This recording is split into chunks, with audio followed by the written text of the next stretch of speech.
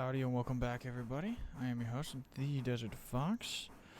Tonight we'll be streaming a little bit of Railroader, episode 26 of our streaming Let's Play of this.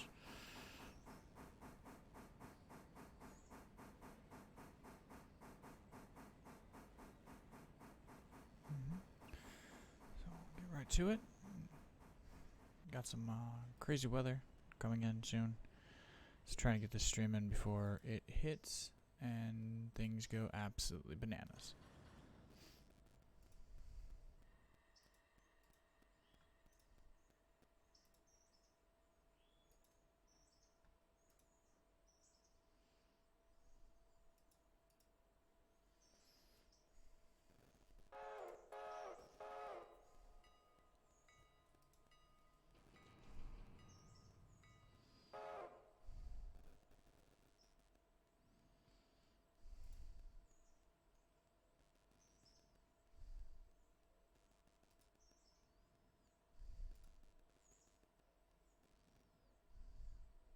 Alright.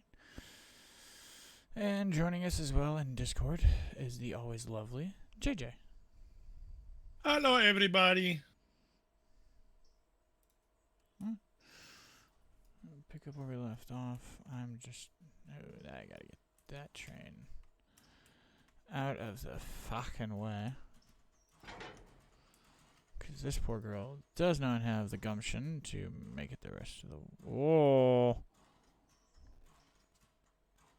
Wrong train. That box.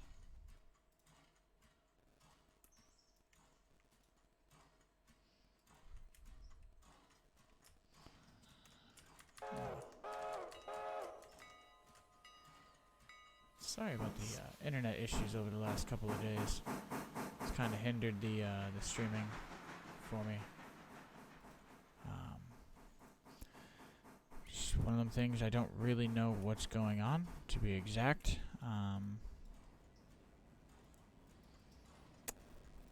It's just one of them frustrations where, you know,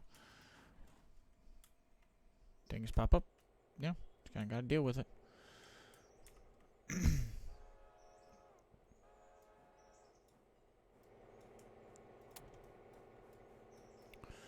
me get that thing the fuck out of the way.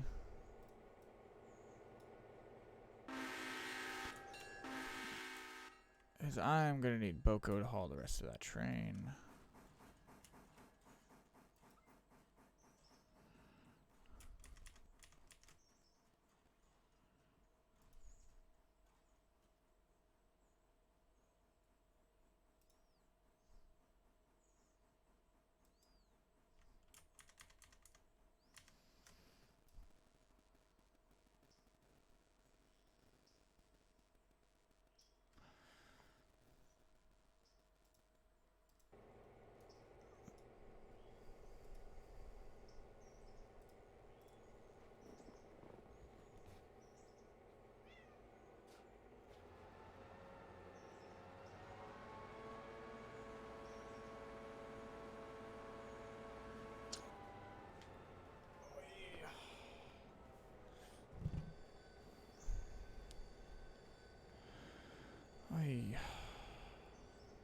Oh yeah, no, we got some crazy ass weather. It's gonna go for my American friends.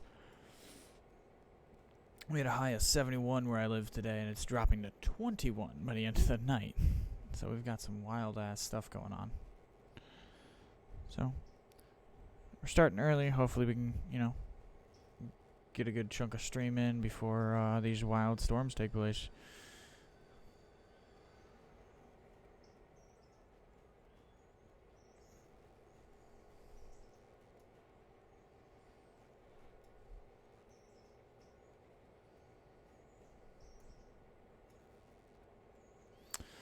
So for a quick recap,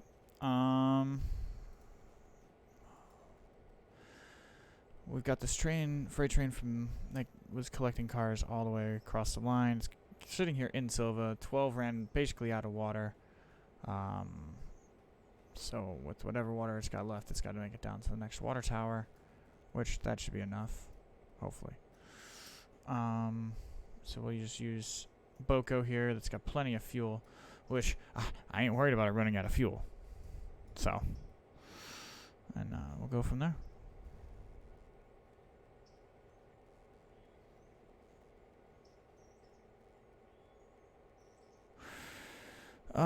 Sticky, yeah, I'm on a little early today, my friend. I got some nasty weather coming up, and I wanted to get some game time in before, potentially losing power, internet, or anything like that hit. While the weather's still nice. So yeah, we're starting a little early tonight. Thank you for stopping by. Appreciate it. How are you doing today? Me doing okay. Sore as hell, but doing okay.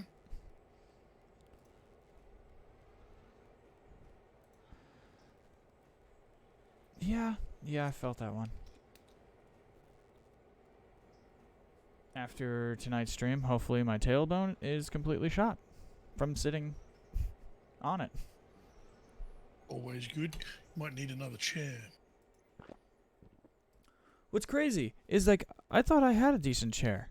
And I feel like I do have a decent chair. It's just like I don't know. Maybe I did It's something your wrong. chair. The chair is fine. It's your tailbone that's fucked. Yeah, it's my tailbone I hate. Well, it's because I like to sit slouched. And that's probably not such a good idea. Hang on. Let's head. you just got home from the hospital. Oh lordy. I hope you're okay. Just for you. There we go. Oh, are you about to post something demonic? Posture check. Yeah, we should just get a bot set up. Where Posture check. Like once every 5 minutes it pops off just saying posture check. Yeah, and then so if I sit upright, almost like I would say like musician style, it doesn't hurt so bad. It's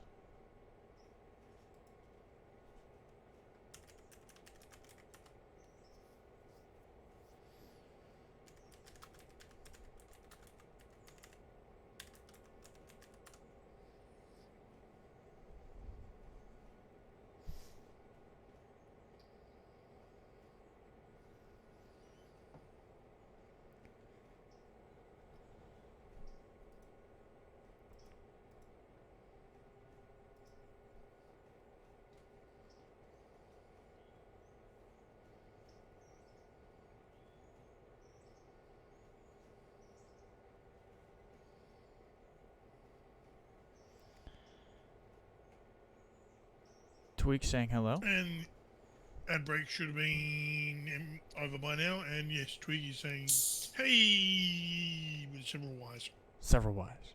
I like several Y's, Hayes. How many Y's did she send you? 3? She wants the dick. That was a funny video I remember from my childhood. Yes. Yes. Anyway, Sticky, as I was saying, I'm sorry you were at the hospital. Everything, I mean, hopefully everything's alright now, but, you didn't break nothing, did you? Didn't break a foot, didn't break a leg, no bone piercing, nothing like that? Either way, I hope you're okay. Regardless.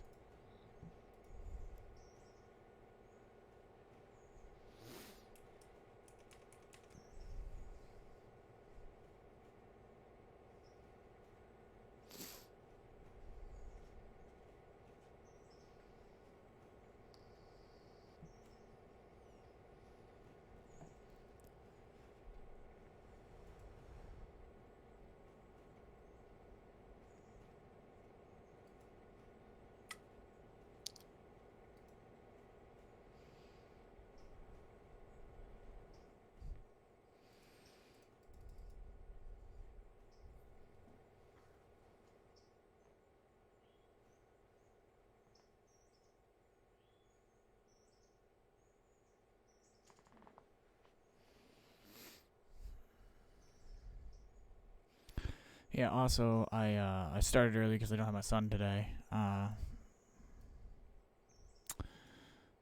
people in the house are feeling a little under the weather, so I had a conversation with his mom, and what is that?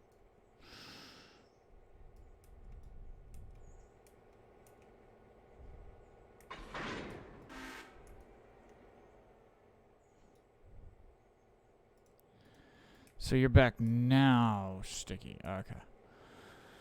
So, yeah, like I stated, hope you're okay. And sucks that you're at the hospital.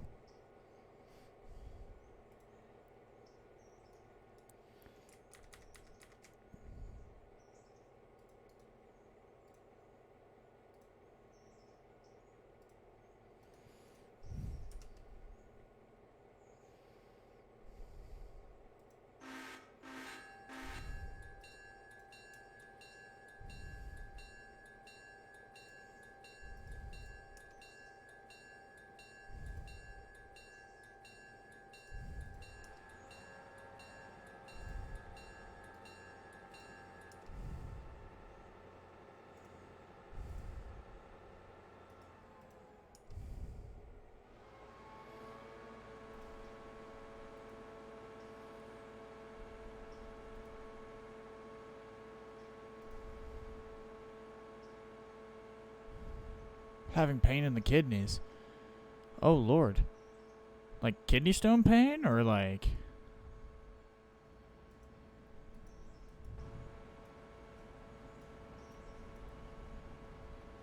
Too young to be having kidney pain. And I'm saying young in the relative sense of that no one should be experiencing kidney pain. Like JJ shouldn't be experiencing the pain he's feeling. Most of it's self-inflicted. Ah, well, you brought this upon yourself then. No one else made me fat.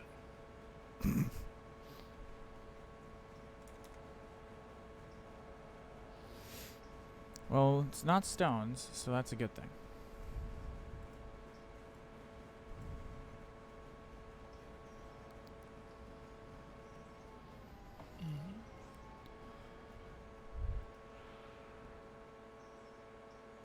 Oh, yeah, that'll do it.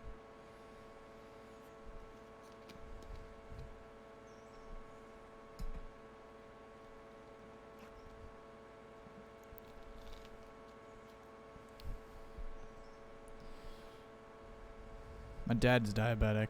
I'm surprised I'm not. I probably am. I have no idea.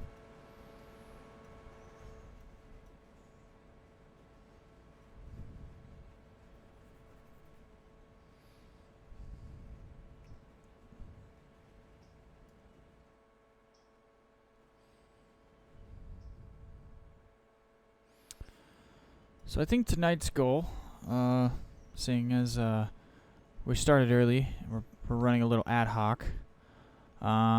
It's pretty much just going to be a little open-ended, and I'll probably run one train at a time, maybe two, just kind of, cycle things around, figure out what needs to go where. We'll probably head over to Connolly Creek here in a minute. Run some of that. Make sure all of that's been cycled through, and I think we'll keep it pretty simple. Try to, at least. If believe JJ might join us later in the night, depending on how my internet holds up and the stream holds up. When JJ holds up. If JJ holds up, yeah. If JJ holds up, if all these things fall into place, JJ might join us. So we might be able to get a little bit more extravagant in what we are doing. But running by myself, I'm gonna keep it simple. We're actually at a point, though, it's kind of lucky. We're kind of at a point where I can keep it simple. I can run things pretty easily without much melee or distress.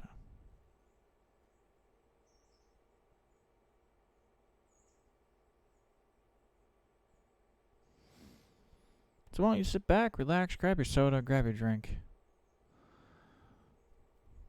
Smash that follow button. You know you want to. For my YouTube people, smash that subscribe.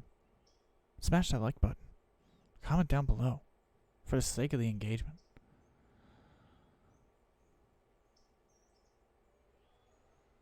Now, coming back full circle to what we're talking about, I don't believe all these cars are going to fit. I did not anticipate being able to fit all of them in here. I need to actually get over here and figure out what the fuck is going on. So the middle track is clear all the way. And I've got 11. I gotta get the fuck out of the way. Hey, 11. Why, I like you. Little Shunt, can you politely and respectfully fuck off? Thank you.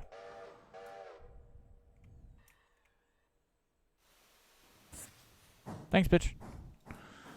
Talk to you in a bit.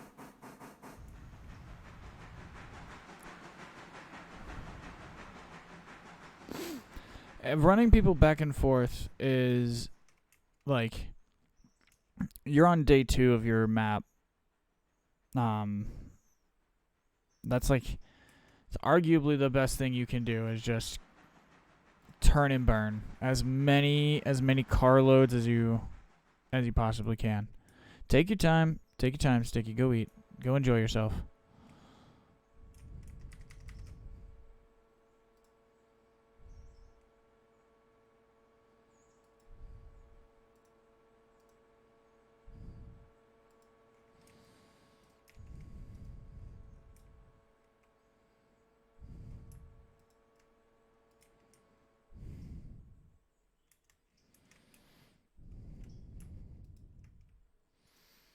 I'm actually going to have you back up a further 20 car lengths because I'm not actually sure.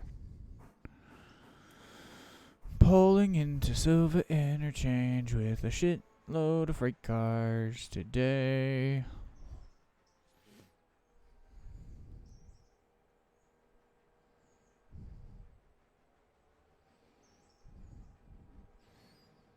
I think maybe I'll pack this full and then I'll execute the scheduling a service, and that'll put us on a timer to get a bunch of other shit done.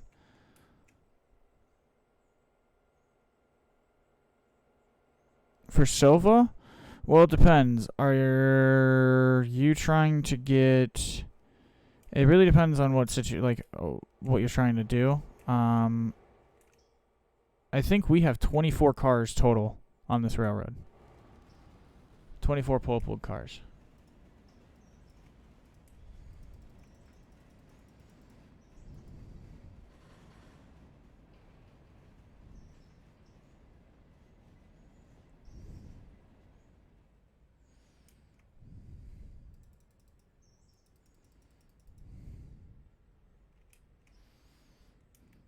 Yeah, no. 24 pulpwood cars in total would keep Silva completely satisfied for all intents and purposes.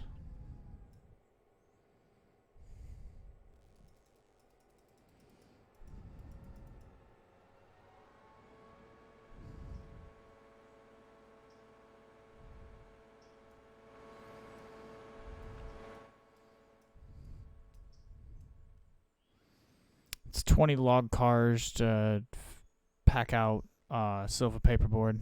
Or not Silva paperboard, sawmill.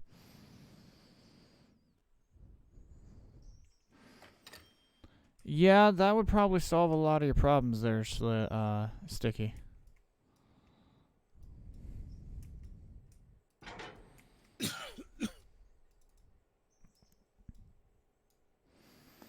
Yeah, early on, sleeping and skipping time is a bit of your friend once you are just doing the monotonous wash, rinse, repeat of the same 3 things.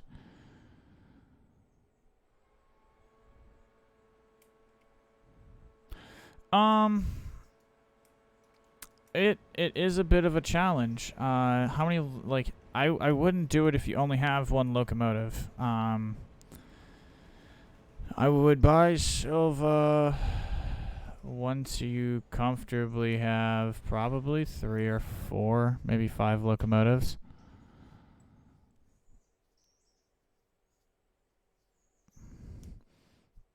Because that way, you're going to be a little bit more spread out Um, I'm at a point where I effectively need to leave a group of engines down here at the paperboard for how much physically comes into it, but I'm at day 40 for reference.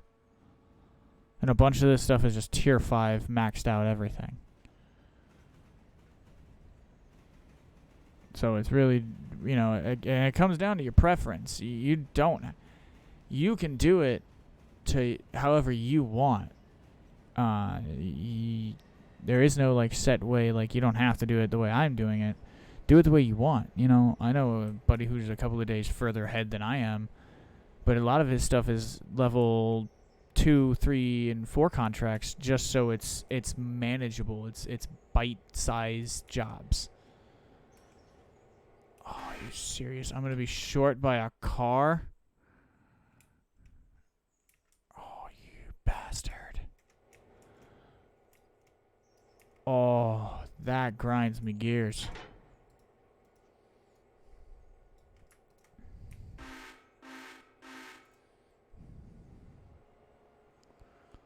Oh, that's gonna ruffle a couple of feathers there for me.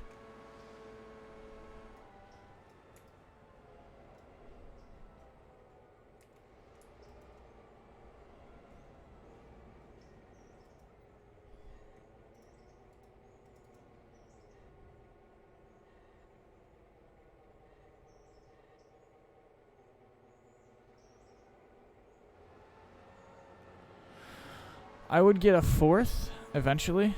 That would handle your stuff on the east side of Whittier. Your Dillsboro, your Silva Paperboard, Parsons Tannery, your interchange services itself.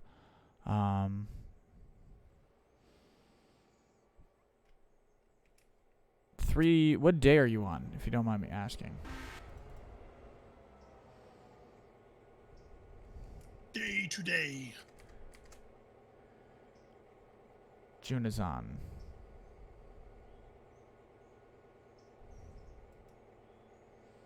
Yeah, interesting name there, friend.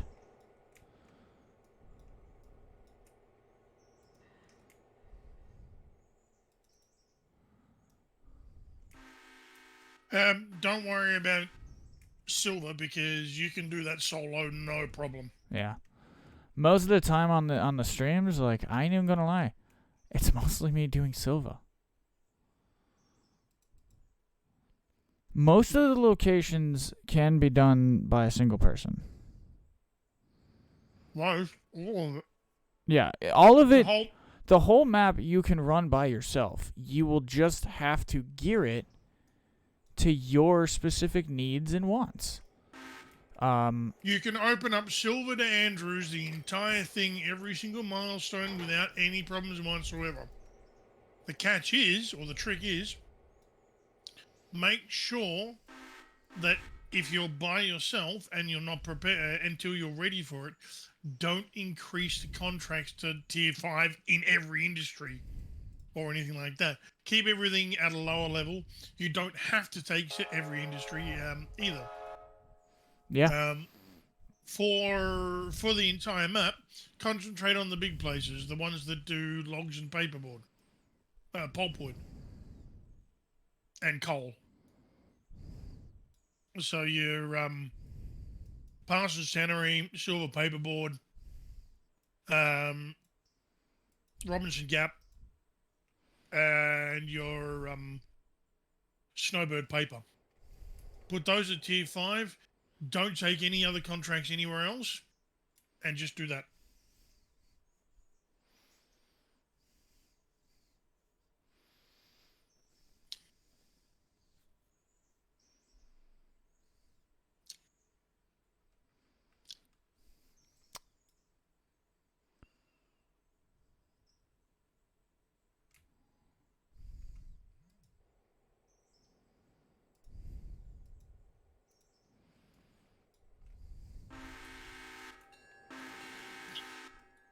Eloquently said, my good man.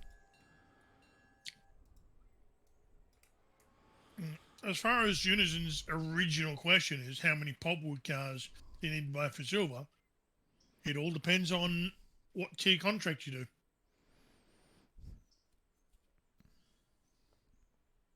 I think at tier 1 it's 5 a day. And at tier 5 it's 30 a day. But how many cars you have to unload, how many cars it unloads a day is not necessarily how many you have to buy.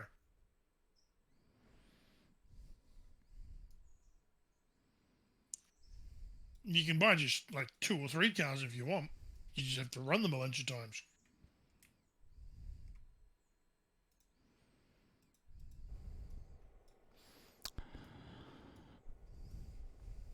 Connolly Creek alone has enough spaces for pulpwood cars to load 20 at a time.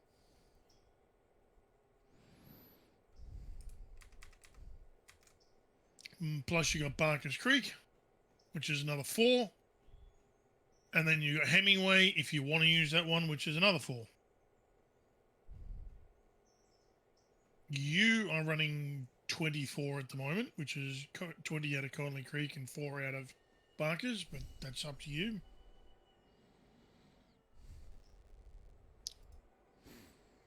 Yeah, we were running the... Well, you know... I believe we were running the one... I think for some reason we were running 3 Barker's cars, but I didn't buy the 4th one for a long time. And then I just randomly bought the last one recently. Mm-hmm.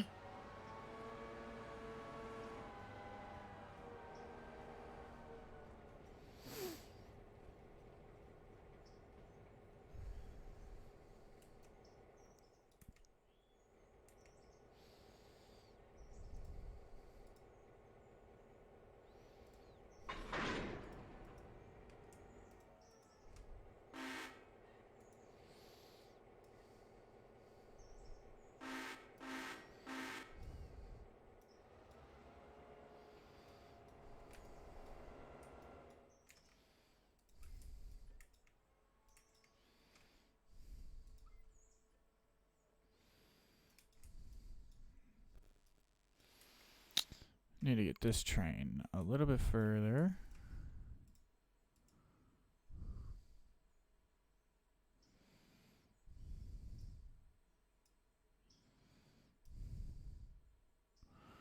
Oh, you are going to just be a punk-ass bitch, aren't you? Okay. I actually didn't even take a look at where you guys parked, too. Hey. I like that. It's off in the siding. It's tucked away. Mm-hmm. But when you drive... sit there until it's ready. Right. And when you drive... Like, it kind of gives that end of the yard... When you're... Like, if you're in first-person mode and you're driving... along it kind of gives you like, oh hey, it's not just a hillside, like we actually put something. Oh yeah, there's something over there. I like that. Well placed. That actually went a lot better than I thought it would. All right, we'll get over here to that in a minute. I'm gonna have to run the walker, go get those walker cars, I believe.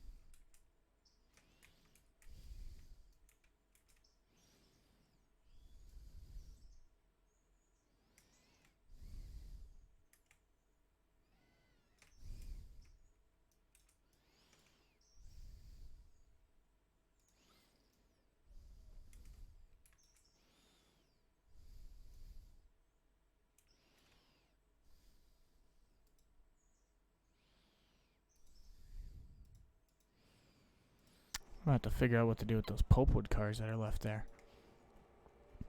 The train I brought with the pulpwood cars physically could not take all of them from the hill, so I had to compensate accordingly.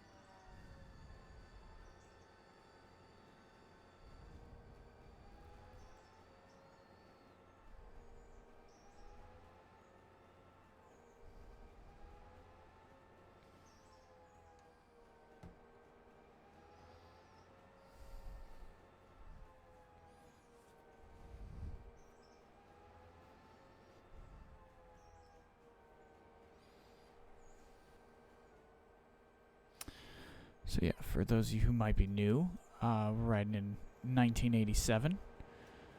Roxanne, decked out not in GLR colors. Sorry, I almost said coat of arms. Not in her. Roxanne's not in her GLR coat of color. God damn it, color. She's not wearing a GLR ball gown. Yeah, she is not wearing her GLR ball gown. She is wearing her ECL ball gown. This was a respectful. Well, technically, it's VR. It is Victorian Railways via JJ's ECL. Sure, why not? They supplied the paint.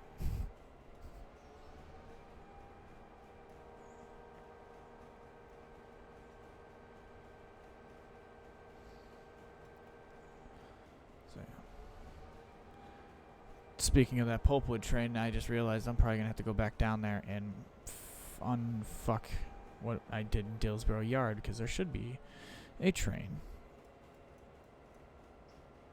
sitting there. Desperately needing water. Yes. Actually, it's 2 engines.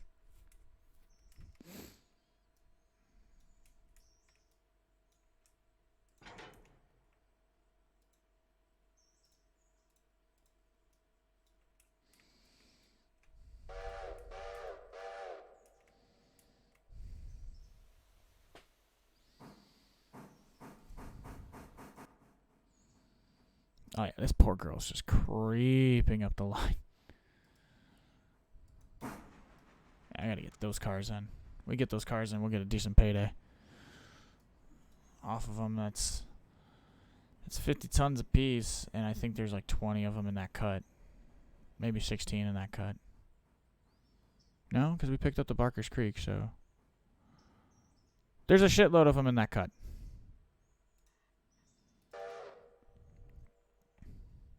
I think the only ones I physically could not get were the ones in Pulpwood 2 when I was up there. Poor 14 just physically could not push the train to get them. And I was running out of time and wanted to get it done. So.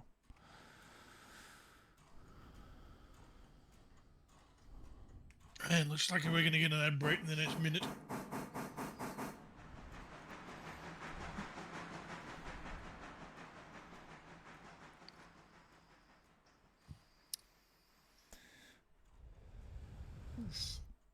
Acknowledged.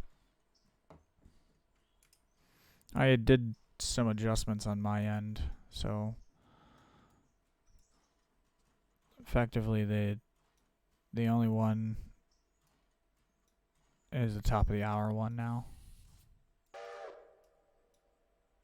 So any of these other ones are the obligatory from the Twitch overlords themselves.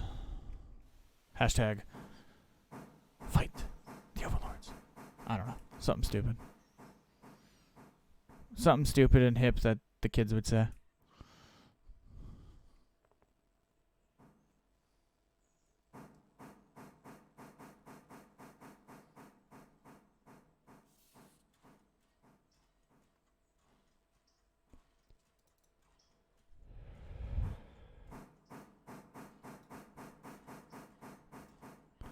I will find out, though. Excuse me. Just how dramatic things change when it's a big crew of people running a whole day versus just me. Like, yes, you guys were here for a little bit, off and on, but most of the day here has been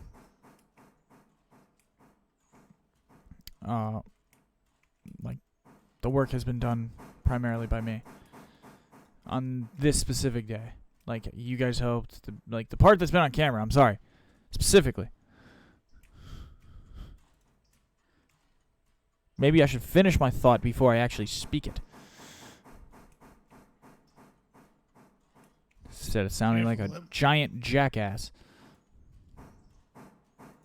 Unless you guys want me to sound like a giant jackass.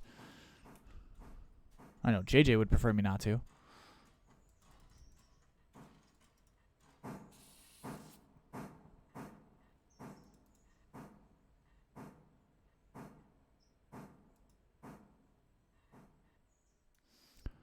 Oh, are you serious? That's annoying. I missed it by a foot? What's annoying is that it keeps on going in road and yard mode. It just doesn't want to stop. Yeah, that's some weird shit. I got this thing creeping forward at 5 miles an hour. That way I know it'll make it. So that's the trick. If you're going to run multiple trains, you gotta run it at a speed that you're comfortable leaving it unattended. You don't need to leave everything full speed ahead Dale Earnhardt all the time. That's how you get somebody killed. Rubbish. Of course you do. Flat out or stopped.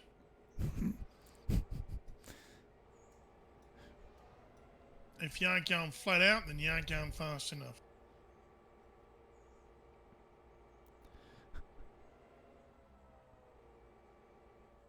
Oh, this is JJ the race car driver, not JJ the ops manager, I see.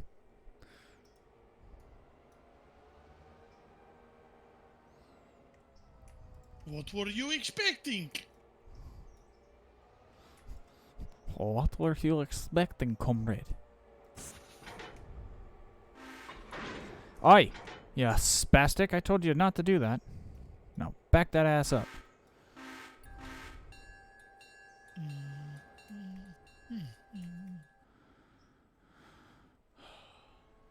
These 4 pulpwood cars can just sit here and wait. I don't care. I don't care about them that much. Do you, though? Because you know it's going to bug you. That is the thing. It is going to bug the fuck out of me. It's going to bug the absolute dog dick out of me.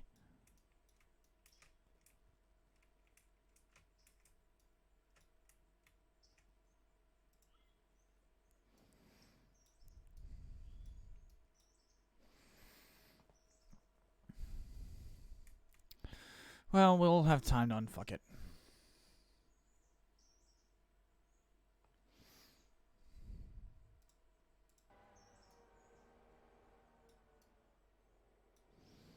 Yeah, no, JJ, I could pretty much go for like the next 10 hours. If I wanted to. Right. Oh, yeah. We can ride to Valhalla if we wanted to.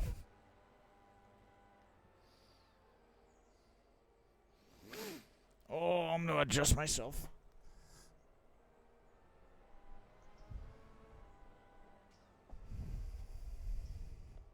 I also noticed that if I sit with a leg tucked in, like semi-Indian style, I think they call it, crisscross applesauce, whatever. It takes a lot of pressure off that tailbone. So for reference, I keep talking about my tailbone. I am a classically trained musician, and I have spent many years sitting squarely straight down on either side of my tailbone. I'm a rather thin person. I fall into the athletically lanky category. So yeah, there's nothing, there's no, I don't got no cheeks to protect my tailbone, so I'm sitting squarely right on it a lot of the times. And my job, I am required to sit pretty much soldier level attention still for about 8 to 10 hours a day. So it's squarely sitting on it without much adjustment or alleviation of it. So it's just a lot of abuse on the tailbone area itself. It's not the tail. I mean, your tailbone's not like broken or cracked or anything like that. It's just like sore, the nerve next to the tailbone.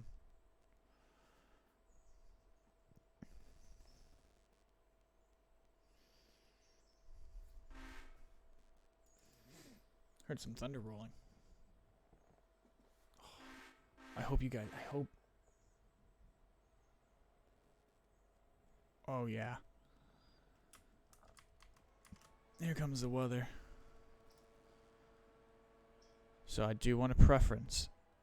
If the weather goes to shit, I am sorry if the stream crashes. I'm pretty much streaming till it crashes and I can't get it running again. So it could be in 5 minutes, it could be in 10 hours, so. But thank you guys so much for stopping by regardless.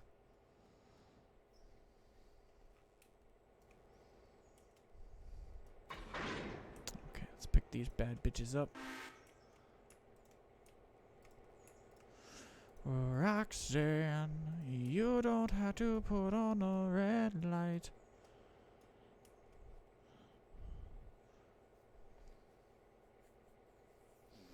Oh, Roxanne.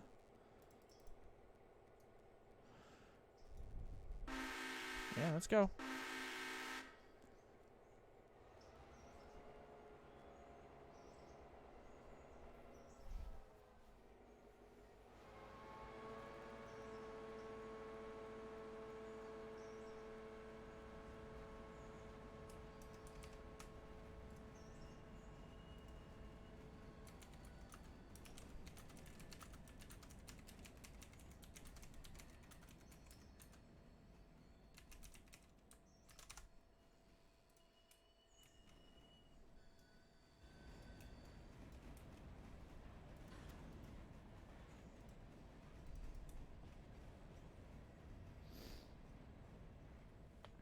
Oy.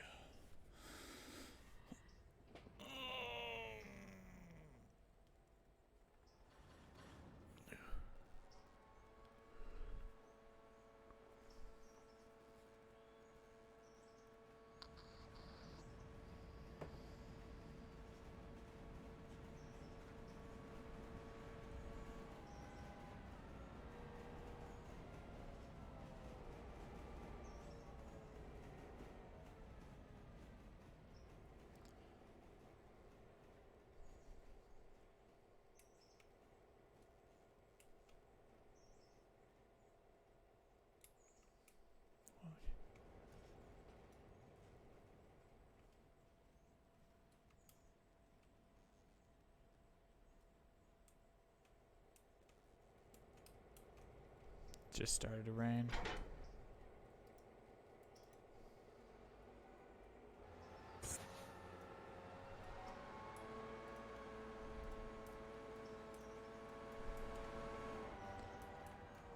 Yeah, somebody was talking. I went to the smoke shop today. Somebody was in there talking that they're reporting that we could get up to like tennis ball sized hail. Because that is a thing that does happen occasionally. So I don't know. I ain't never seen no tennis ball sized hail. Also haven't really seen the weather drop this dramatic. Like, I'm used to the weather being like 4 seasons in a day where I live. That is kind of like the joke of my region of the world. Is you gotta dress, you gotta have a pair of clothes for the summer, the winter, the spring, and the fall, all in your car before you even leave the house, or you are ill prepared for the day. And this is some wild shit. Like, it. By the end of the stream, it'll be snowing. Like, blizzard-like conditions. And I'm under a tornado watch right now. Shit does not make sense. Welcome to the modern era, I guess, huh? Shit stopped making sense when I was a kid.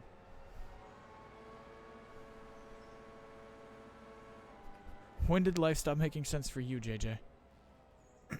It made sense. Up until a certain point, yeah, it did, for me.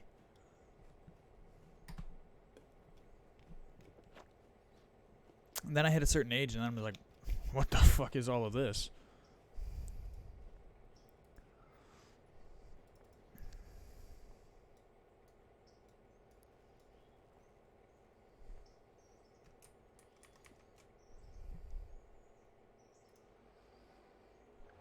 You don't have to put on. I stuck that in my own damn head.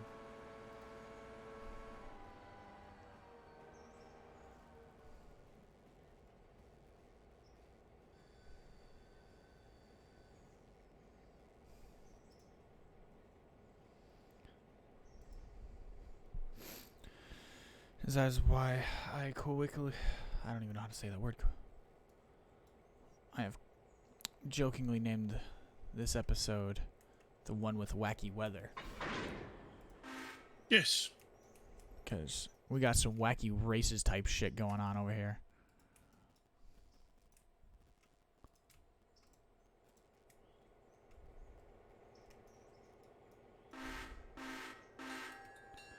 Okay.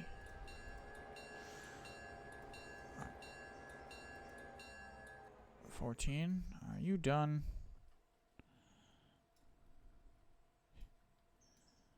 Alright.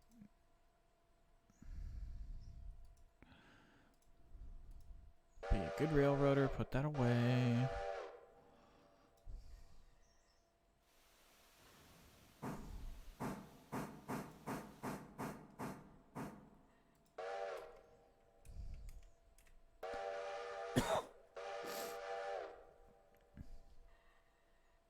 Come on, old girl.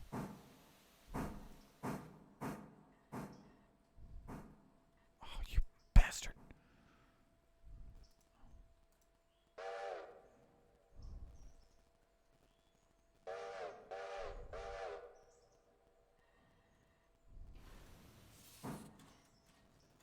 That's all I need. Stop, stop, stop, stop, stop. Hard stop. Bitch.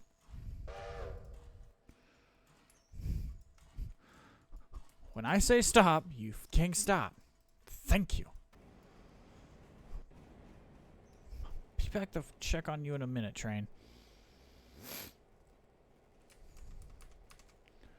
Don't you love it when your trains misbehave?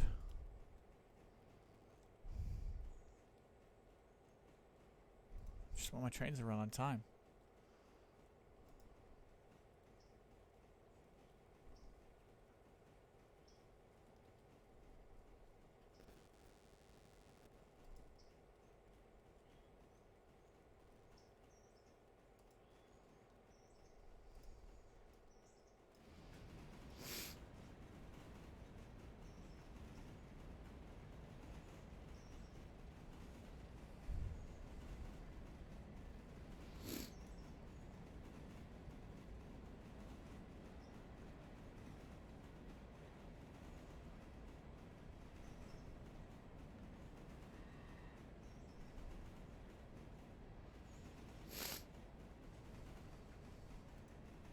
How much fuel does 12 have left? 206 gallons. We made it. Oh, yeah, I didn't even check how much money I made from interchange. In total, we made $2,709.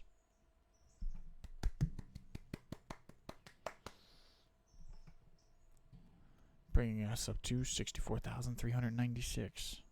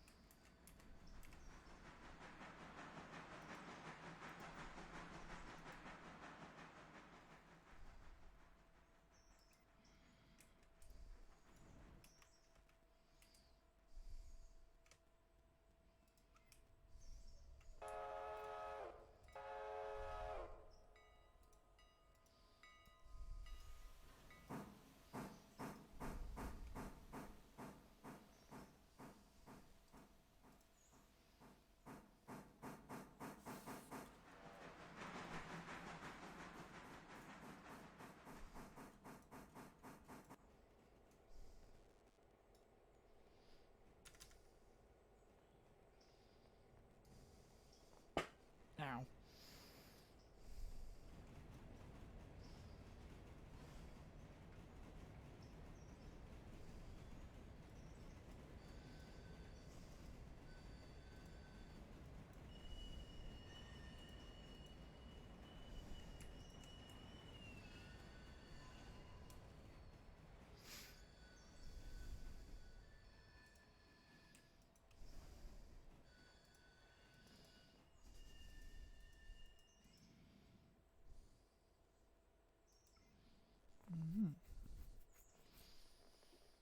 Oh, come on, Roxanne.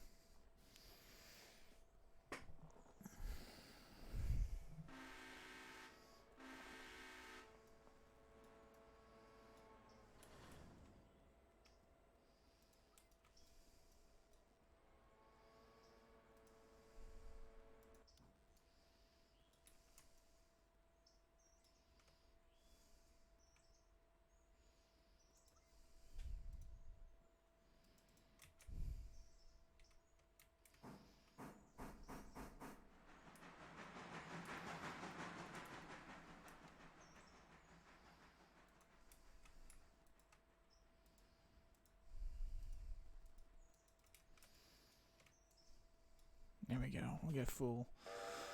Get to some multi-running here.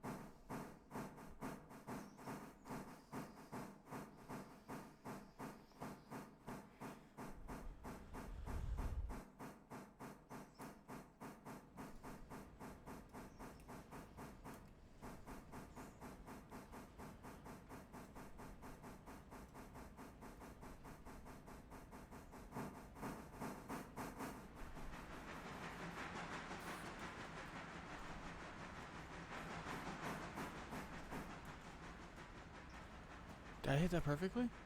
Ah, I overshot it by a fucking... by a football.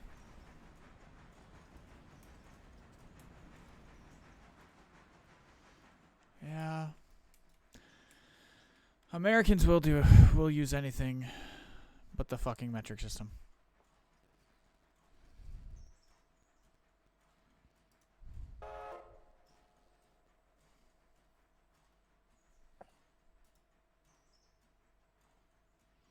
Welcome back, Morty. How was dinner? Hope it was filling.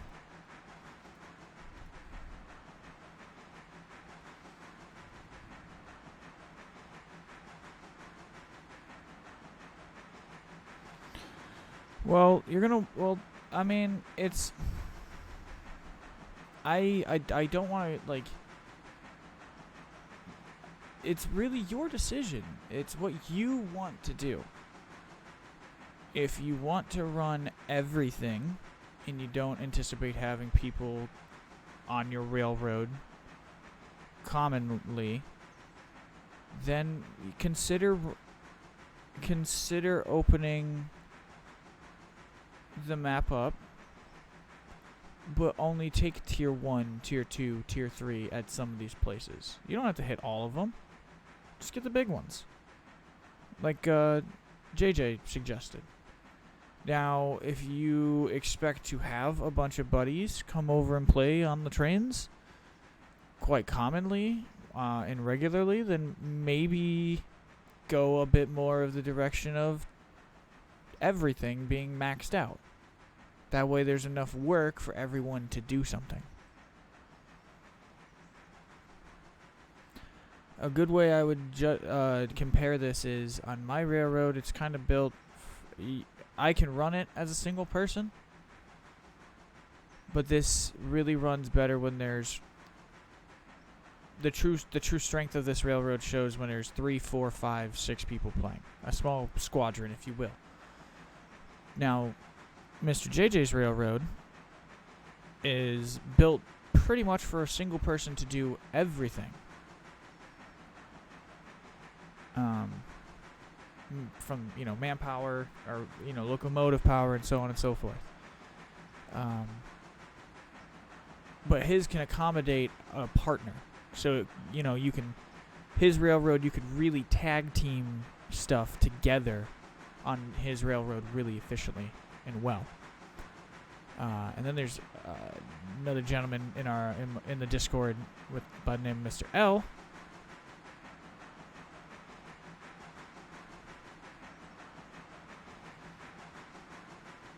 He runs his stuff pretty evenly spread out across his layout. So it's really, again, it comes back to what you want to do. And yeah, that's kind of the thing with me. I love trains. I love train games. My friends don't really like train games. So I found train friends.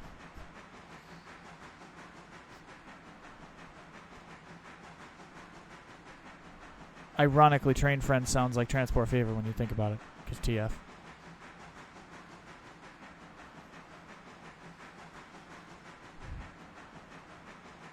Yeah, so if it's just, going back to what you're saying though, if it's just you playing, then I would only worry about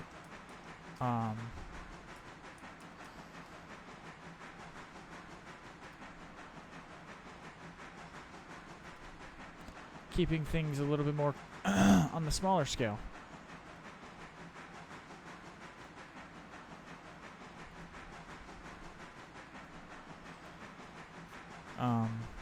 Like JJ, he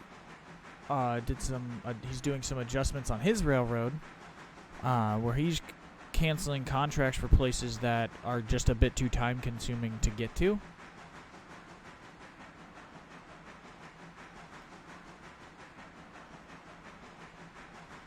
Because they're annoying as crap. None of my friends like games like this. Sounds like you need better friends. Right. You need a better class of drinking friend there, mate.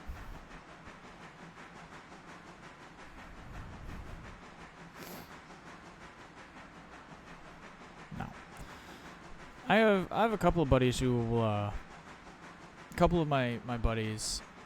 It's ironic. They don't really like train games, but they like to watch train content. Does that make sense? Like my drummer. Hi, if you ever see this. Hi, buddy.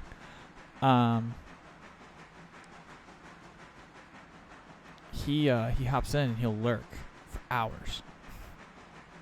And then like I'll meet up with him and he'll just be like, "Hey." And he'll bring up like a very specific thing that happened in a stream.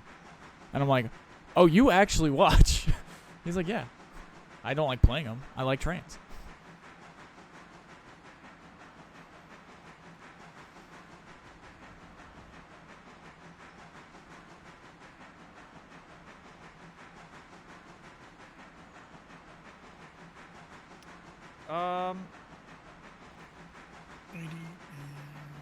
I don't mind. Just do bear in mind you are on a live mic if you decide to join, yeah.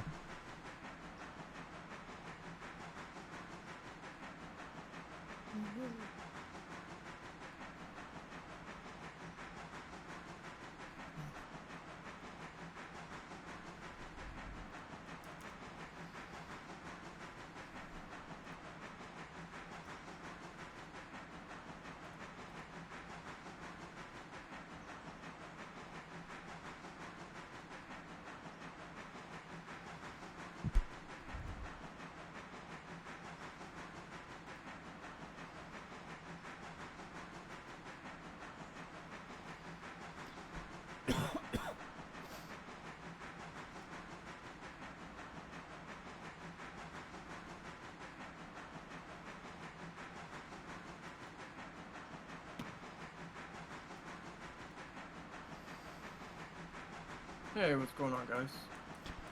Is this the Sticky Morty? It is the Sticky Morty. Hi, Sticky Morty. I dread to ask, and I'm going to absolutely regret this. Why Sticky? Well, Sticky was something that my buddy helped me come up with. The whole Morty part is because I like Rick and Morty. Yeah, I gathered that. That one was going to be almost certainly that. Yeah. I'm dreading to think of what Sticky could possibly be, though. It's not anything disgusting or anything like that. Is it kind of like greased up death guy from Family Guy? I'm incredulous as to what it could be that isn't gross or particularly. No, you don't feel bad. Everybody's like, why Sticky? What is so sticky about you? I've been waiting for you to hop into the channel just so I could ask, like, what is up with the sticky part of your... Because it's unique. Because I'm like, is it sticky implying what I'm thinking it's meaning sticky? I mean, however people want to run with it, they can run with it. I mean, I can be sticky either way. So, no, it's just something to make the name stand out and stuff like that. You definitely picked one. I like it. Yeah, appreciate it. There are a lot of names out there, and you certainly picked one of them. How are we doing tonight? Out of every name you could have chosen, that is indeed one of them. Yeah, I used to be AGT Morty, and then I was like Morty, and then the year I was born, and then I was like, you know what, everybody kind of does like numbers at the end of their name. I was something different. And yeah, you can never trust anyone with numbers at the end of their name. Yeah, and then one day I was with a buddy of mine, and I forgot what game we were playing. And I was eating something, and I was like, "Damn, my freaking hands are sticky." And he was like, "That's it. We'll call you Sticky Morty." And so we've kind of gone with it that way. And he was like, "Other people are gonna think you're sticky in other places." I was like, "If that's what they want to think, then they can think that. That's totally up to them. I don't really care. I'm an open-minded person. I like meeting new people like y'all and hanging out and just vibing." Well, welcome. No, So it was just because one day you had sticky hands. Yeah, pretty much. Well, they all have to come from somewhere, I guess. Yep. What are you playing, JJ? I am just going through my Steam list of games that are currently installed and sorting through what is the most recent played to the least recent played and going through my entire list. So right now I am just playing a hour or three of Surviving Mars, Oh, nice, nice. which is a colony builder on, believe it or not, Mars.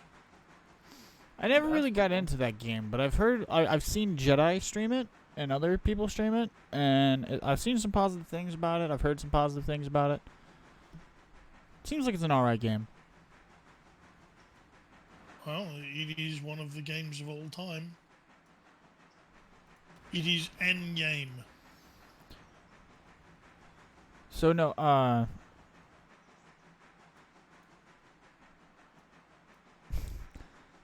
shit, I lost my train of thought. Sorry, I was thinking of something to ask you, Sticky, but then I completely lost it. Like You know what they say. If you can't remember what you were gonna ask, it might have not been important enough. At least that's what my stepdad always told me. I'd be like, that's what my "Dang, I grandma forgot what I always was gonna said. ask If you you." forgot what you said, forgot what you're trying to say, then it didn't really matter. Yeah, exactly.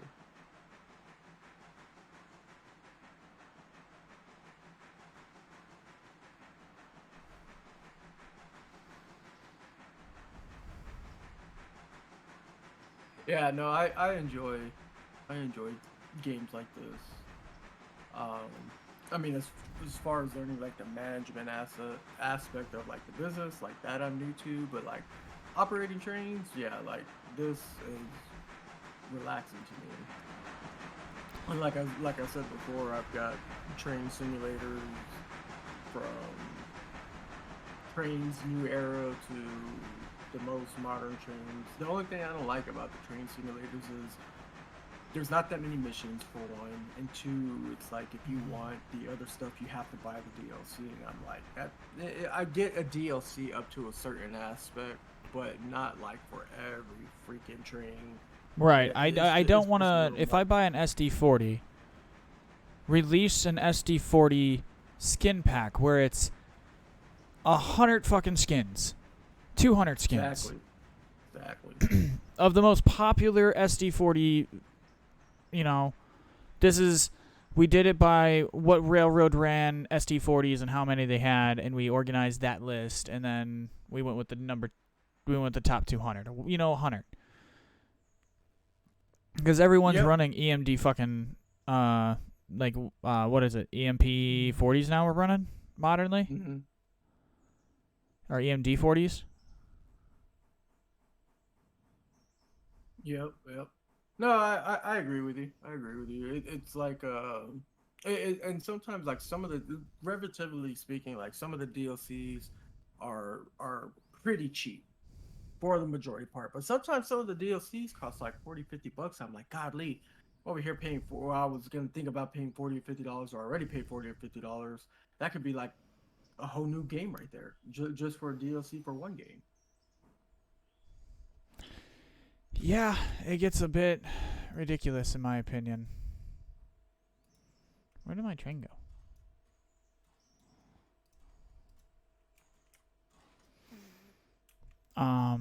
The one I was looking at, it has like, I think one of them I have are bought. It's got DLC, but it's like they charge you. It's like $40 for a big ass map, which I'm cool with, and it comes with like a set, like the train set that should be running on that area specifically, like what it's based Mhm. off of, and they'll give you that for $40. Okay, you're giving me like 200 miles of track and an engine and a big ass train that it's from for 40 Yeah. bucks. I'm cool with that. I'm Mhm. totally cool with that. It is a bit pricey. Sometimes some of those things, unless it's something really special, like if they did one for my area, I'd probably jump on it. But outside of that, probably not. Um, and then there's like another one where it was like you can buy Victorian, like you can buy Heavy Harry.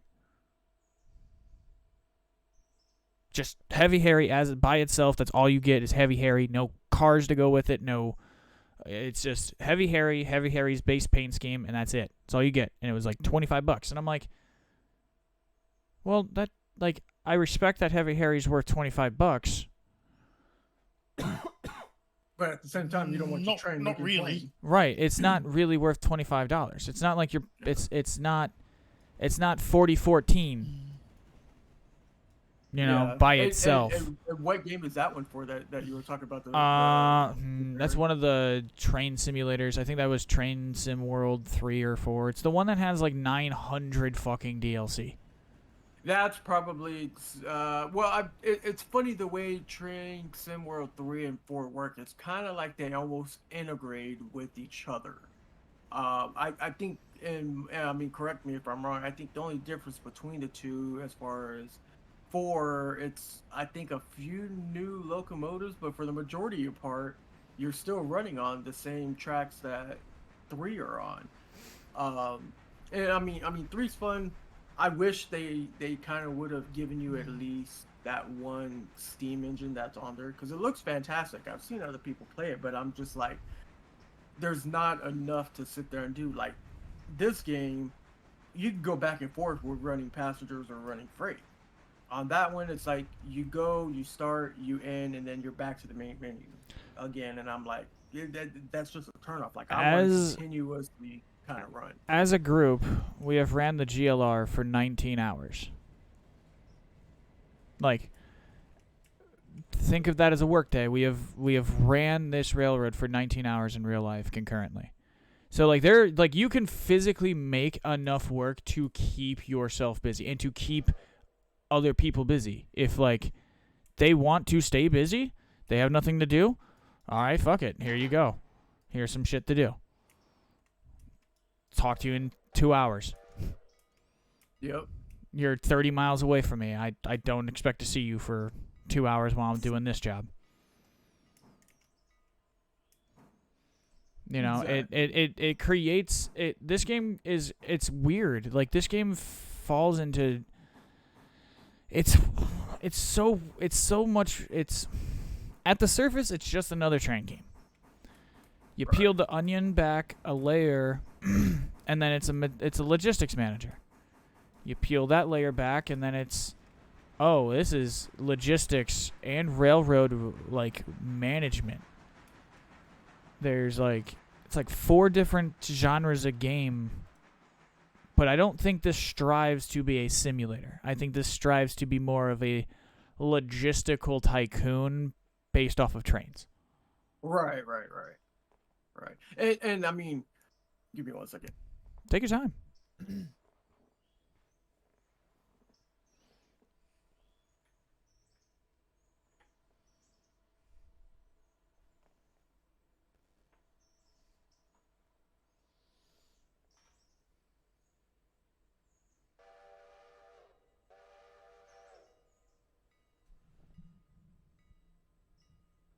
Ooh, I apologize. Water went down the wrong side of my throat. Oh, I hate that. Yeah, like, oh man. Like to the point where like your eyes water and you're like, oh my god.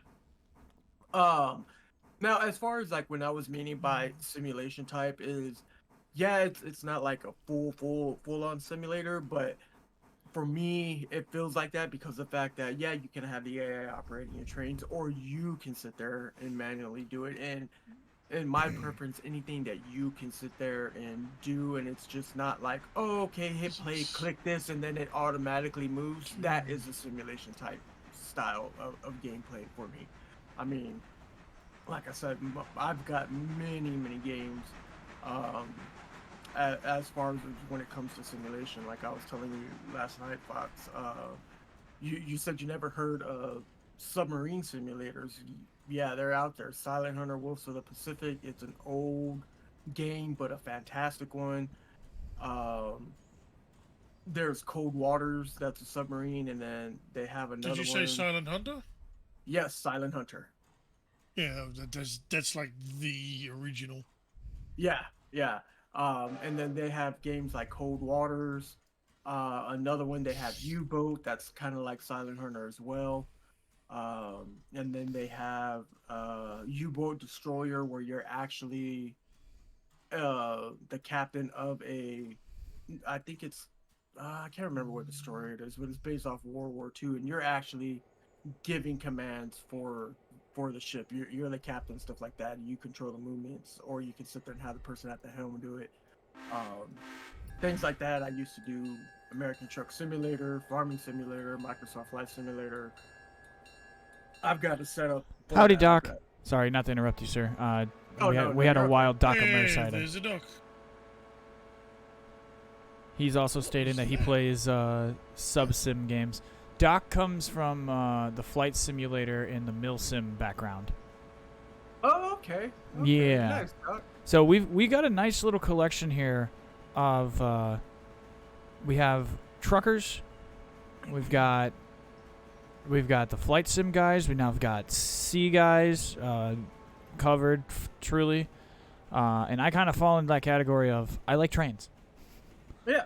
I like to just put the shit together, figure out why it don't work, and what will be what will be the best way to running it and doing it that way.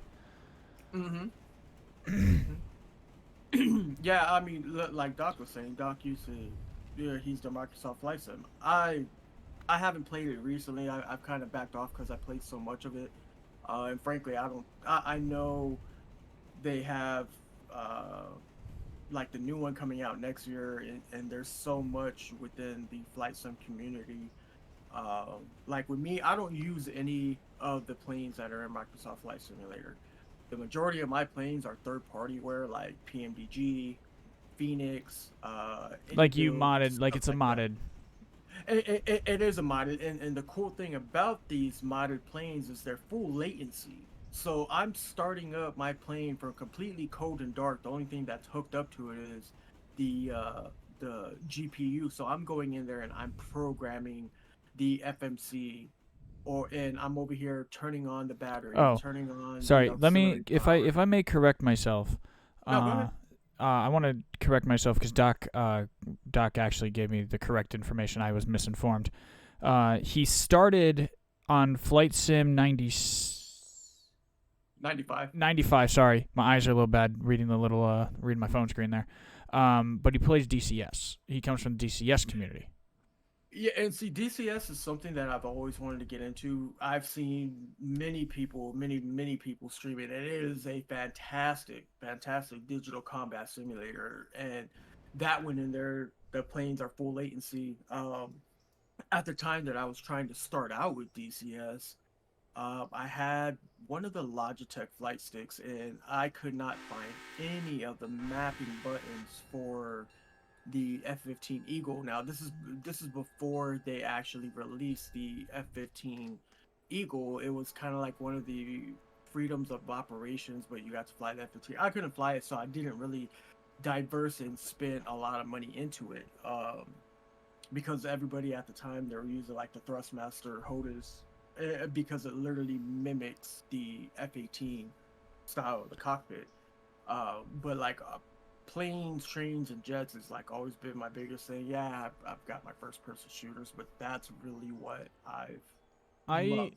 Trains right off the bat. I was into first person shooters, and I was really big into. So for reference, I'm 27, and I grew up a big pro wrestling and NASCAR fan. Basketball, Nice. football, they were always prevalent from like just the area of the world I'm in. You know,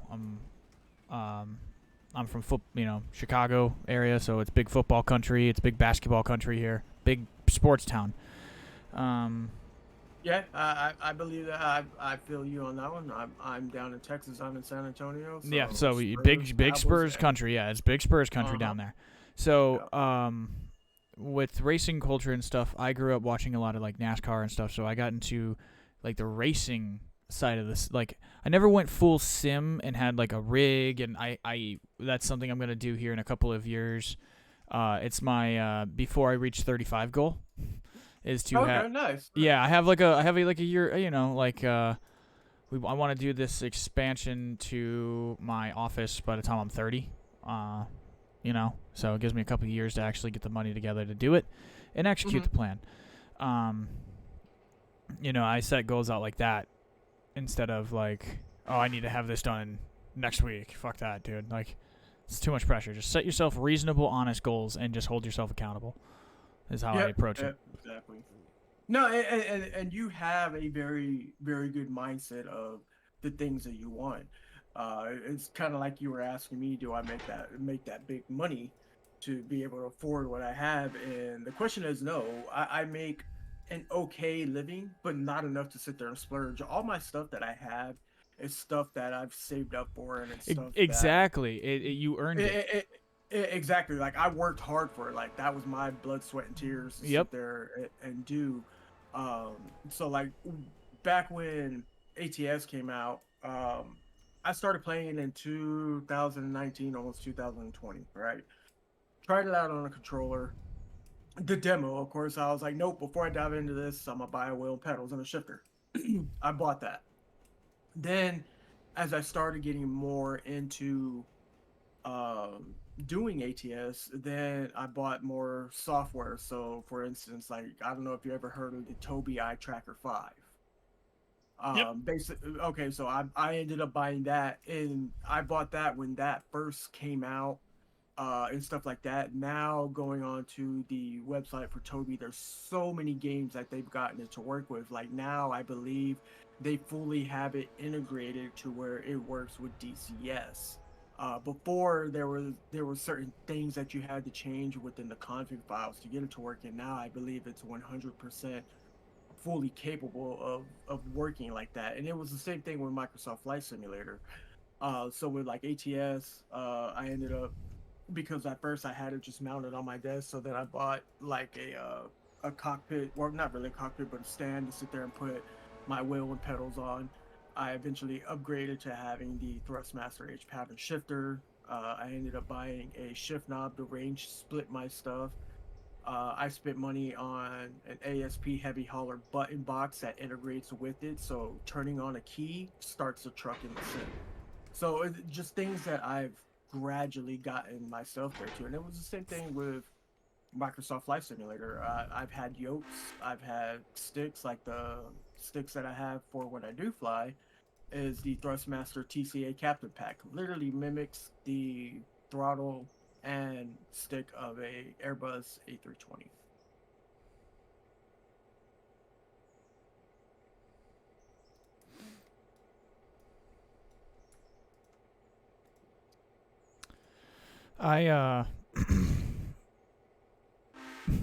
No, I never really got into it like that.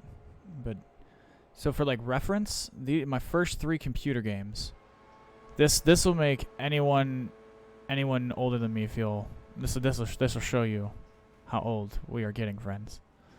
My first 3 computer games were Age of Empires 1, NASCAR Racing 2, and Railroad Tycoon 2. Nice. So that's kind of like where most of the fundamentals of my whole like gaming come from. Mm-hmm. But and I totally feel you on that one. I busted my ass at one point, and with Formula 1, and I played on controller, but I had set the controller up in a way where I could feel the one, I don't remember which one it was. I think it's 21 or 22, 23 maybe. It had like where the controller, it would feel like the wheel. So if you were getting loose into a corner, you could feel it in the joystick. Like the joystick would like get like you'd start to feel like almost like a tiny bit of slack in the joystick. Okay. If that makes sense, like you'd almost feel like a dead spot. So then it was like telling you like, hey, if you turn that hard, that was like you're gonna burn more tire. So with that, it was all about, in that kind of racing, it was all about tire saving over anything else, instead of like in NASCAR where it's just be the last fucking guy standing and win. But I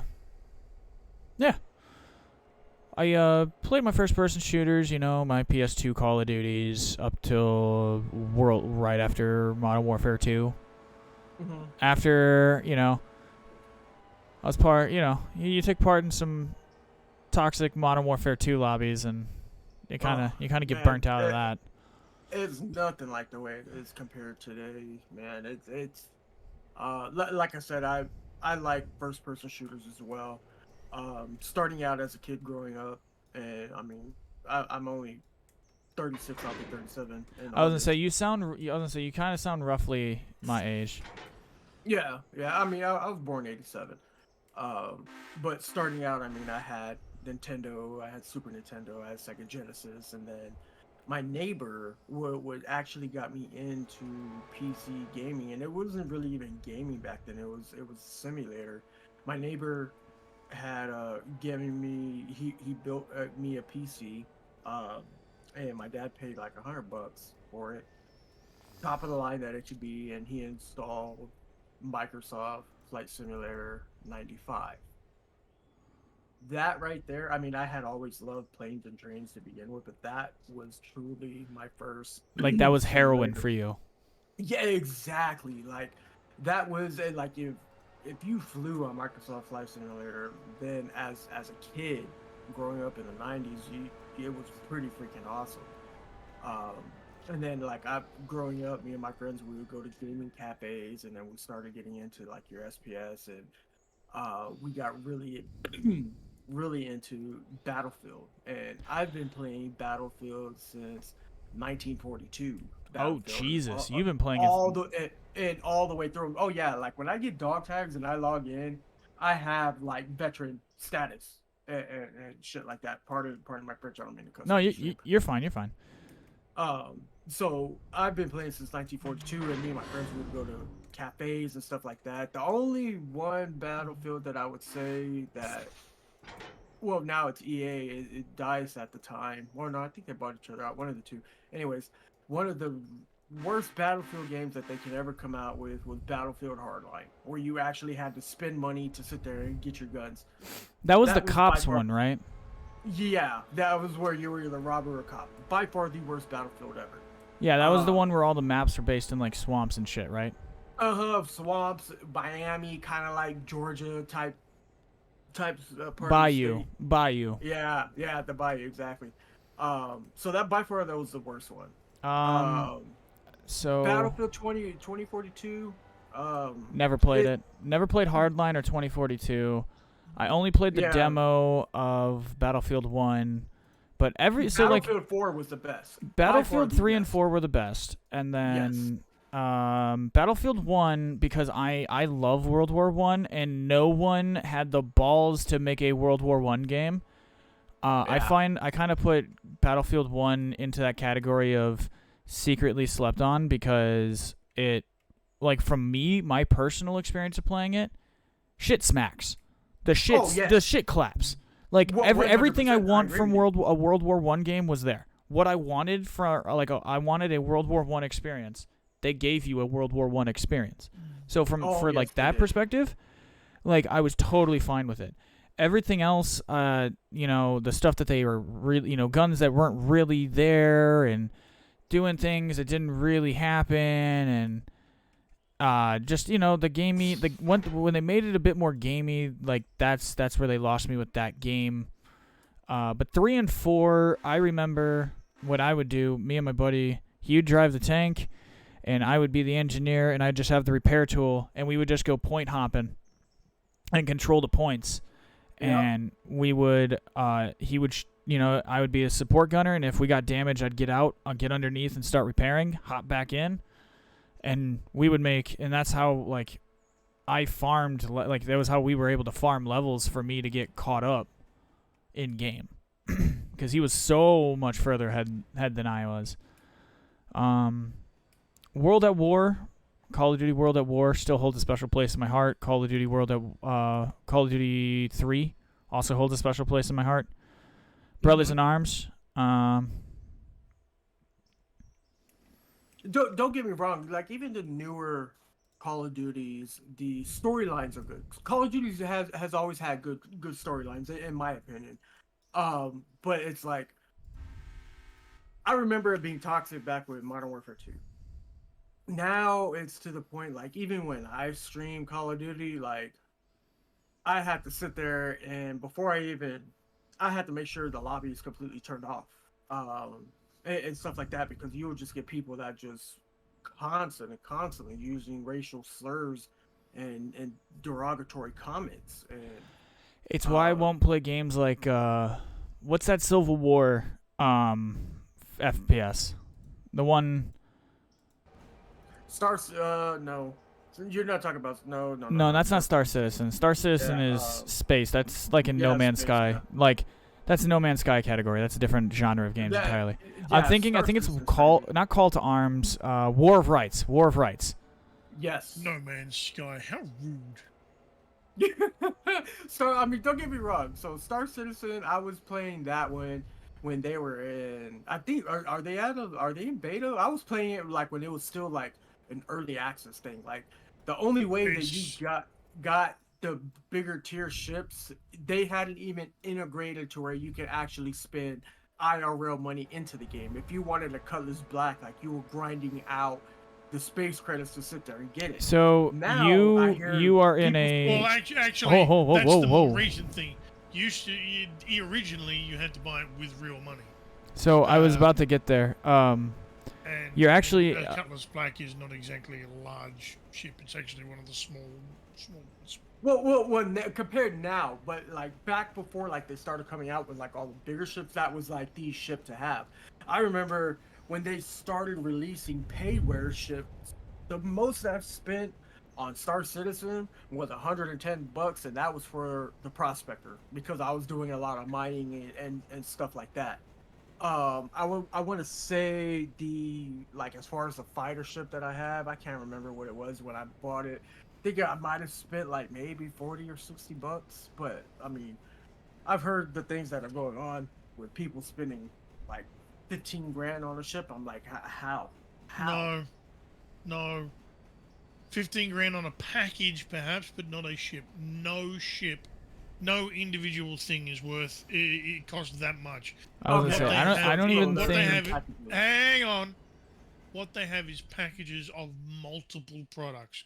So for $15,000, you can buy what was known as a completionist package. But there are different packages that cost various different amounts, including 15,000, including more than that, 25,000 even. But what you get is 50 ships, 100 ships. Okay, that makes sense. You get a whole bunch of things. And the reason for most of these larger tier ones is because you had people that had lots and lots and lots of smaller things, and it was a way to consolidate all of those into one big package and get extra things for it, because the value of the contents was always more than the price of the contents, price of the thing. But I think the most expensive individual ship that they have ever released is the Bengal carrier. It is literally a Navy carrier, and it was designed for large organizations, not individual people. No, it is impossible for one single person to operate. It requires a large crew from an organization. Every game has the same a guild, but for the space game, so an organization. And it costs like $1,500 or $2,000 at its most. And is that the biggest ship in the game? That's the largest ship that a player can or a largest ship that any players can own. There are larger, but they're not accessible to the public. They are. Can you drop a photo of it? Yes, I can. I'm just kind of curious as to what it looks like. So, Morty, for reference, this server is I know nothing about Star Citizen, so that's why I pick and choose my words about the game very carefully. You are in Star Citizen. If you are a fan of Star Citizen, you are in Star Citizen heaven, because JJ, Gizmo, several others are big. Doc, they're all big supporters. Or I think Doc previously was. I don't think he plays it anymore, but I know Gizmo and JJ are big supporters of it. So back when it came out, and I mean, this is back when it was buggier than hell on wheels. It Um, still is. oh well, I mean, yeah, I'm sure they've I, improved back from I'm when not it going to first lie came with you, out. Chief. It still is. Is It's it okay? still it's still a stage which I personally don't believe it's an alpha, but from my understanding of game development, of what alpha and beta and release and how what qualifies as what, I don't believe that the game is even at the stage to be called an alpha at this particular stage. Wow. Okay. Um, so I haven't touched it in a while, and I mean, it's gonna be a couple of years, more than a couple. I'd say probably close to maybe 3, maybe 4 years that Sure. I've touched the game. The game before I got into Star Citizen was Elite Dangerous. That game, Elite Dangerous so was a much fun. piece of shit. No, Really, you did not like it? it's a piece of shit. It's warp to sun, scoop sun, warp to next sun, scoop sun. It rinse and repeat. Space combat is rubbish. There's nothing to do, and Yeah, I mean, it's yeah, just I get that point. it lacks basic content. Okay, I can see. I can see. I can see. You have a valid point there. Yeah. Yeah. Because would- I mean, like Star Citizen, there's so much you get out of your ship. Elite integrate, Dangerous was like that. released far earlier in its development than it should have, because there was a rumor going around that Star Citizen was about to release. Completely unfounded rumor that had no basis in anything whatsoever, and as a result, the makers of Elite Dangerous pushed out a piece of shit product. And then what they're doing is they released it and then are adding up content updates, the regular content updates to build the game. Whereas Star Citizen didn't release; it's just adding the content as the game develops. So what Elite Dangerous did was push the hype train for their product far earlier than they should have, and it just nah.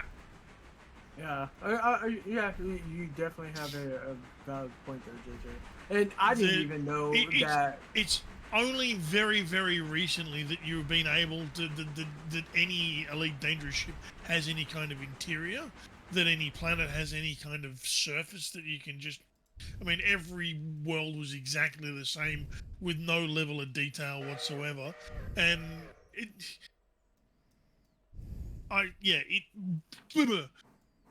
No, and you have a very valid point. You're right, because there isn't that much interaction with that game like there is with Star or with. Sorry, I just have opinions about. No. You're totally fine. ED no just offense at all. It like its namesake, it just erectile dysfunction. That's pretty funny. I'll give you that. That's You know, funny. I will say this: No Man's Sky, though, like people shit on it. I love it. I love it. Deservedly. Okay. So I didn't. I did not. I did not like it. No Man's Sky is okay for the people that like it. It is very repetitive and very simple. It's fun. It can be quite fun, and if you're into that, but it's That was my problem. Was it got repetitive very quickly. It's overly simplistic. Yes, like I would log in, check my village, go to my base, collect my minerals, reset everything, go to my ship, reset my fleets, and then literally log out.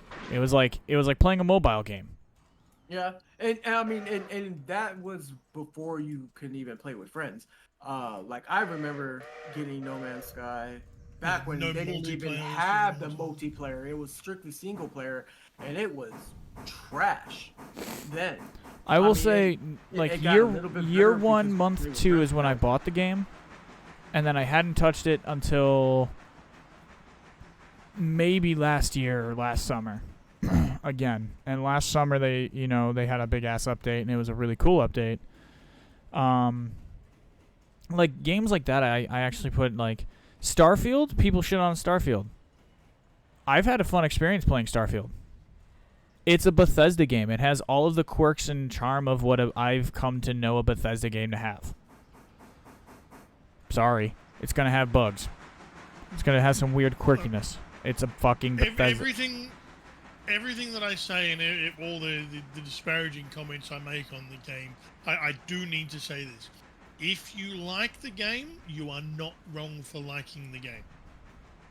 See? It doesn't matter whether the game is a piece of shit or whether it is the best thing since sliced bread. If you like the game, you like the game, and you are not wrong for it. And I mean, it really, what it boils down to is, if you enjoy playing it, freaking do it. Like that's the mentality I have. Like, yeah, I don't have many friends that sit there and play train games like this. I mean, let's be honest. I think up until Train Sim World 3, maybe even 2, to where you could kind of do like a multiplayer thing. Even with Train's New Era, it was weird how to do the whole multiplayer thing. But then again, my friends, even some of my friends that are younger, they like more of FPS shooter games, and that's fine. Like, I've even had my RPG games that I'll play, like Diablo, times that I played World of Warcraft, stuff like that. I never got into League of Legends. I've heard great things about it. It just didn't feel like my type of style of game.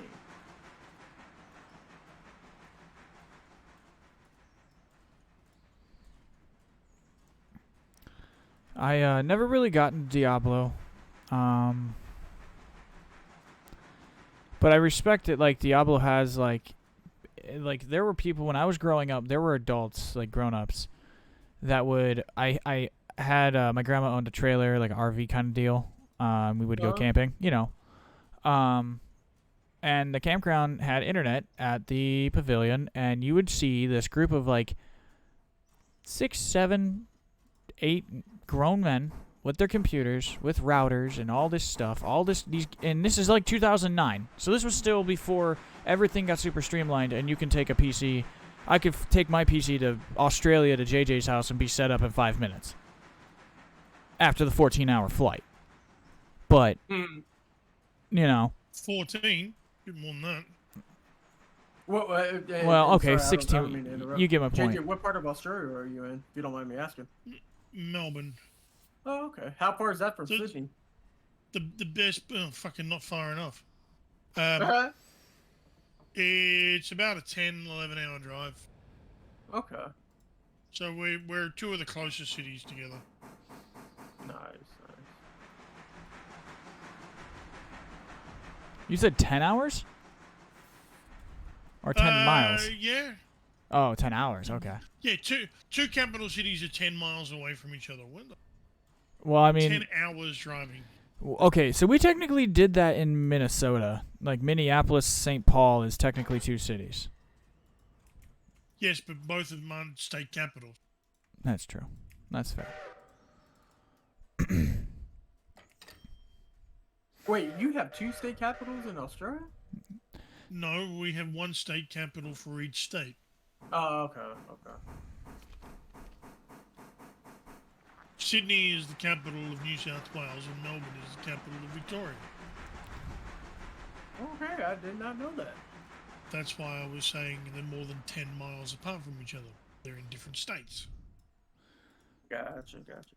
And unfortunately, they're in neighbouring states. I'd like to be on the other side of the country. I'd like to be in a completely different country to fucking Sydney. You must have had some bad experiences in Sydney. I've never had a good experience in Sydney, but it's just a shithole full of shithole people. Yeah, I mean, it's kind of like, I mean, and this is just my personal opinion. It's kind of like how everybody kind of doesn't really like Atlanta because of the way that they are. They're just rude and snotty. I've never been to Atlanta, but I have heard that if you are traveling through Georgia, where they're, yeah. If you're traveling through Georgia, they basically say stop at the truck stops in Atlanta or like you can like I hate to say it this way, in a high income area, or don't go to or just basically drive through Georgia straight. Mm-hmm. Because you are going to get, like, they say Georgia's wild over there. Like, it's a beautiful state, beautiful. Like, if you have family there, if you have hospitality, like genuine hospitality there is top of the line. But if you're in the wrong area, I've heard, even as someone who's from Chicago, the Chicagoland area, who like we are no slouch to violent crime. Oh yeah, no. I think Detroit has the highest capital murder rating. Nah, I don't think anymore because the Lions did. It's kind of funny. I'm pretty sure like when football teams in the in America, when football teams are doing good, in the shitty cities, like all the crime goes down because they have something to give a fuck about instead of shooting each other. Yeah, that's true. That's true. That's true. At least that's the joke I have been told by my coworkers. Well, I mean, every city is gonna Right, like I am. It's gonna have its rough parts. San Antonio is no walk in the park. I mean, it definitely isn't Los Angeles or Detroit, but I mean, we have our fair share of crime here and killings and stuff like that. Shit, Texas as a state's got its own damn problem to worry about. Oh, do we ever, man? We're not gonna talk about it.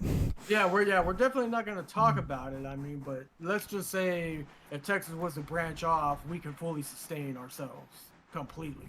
We have every natural resource here. Not only that, but we have our own military. So yeah, we would survive just fine.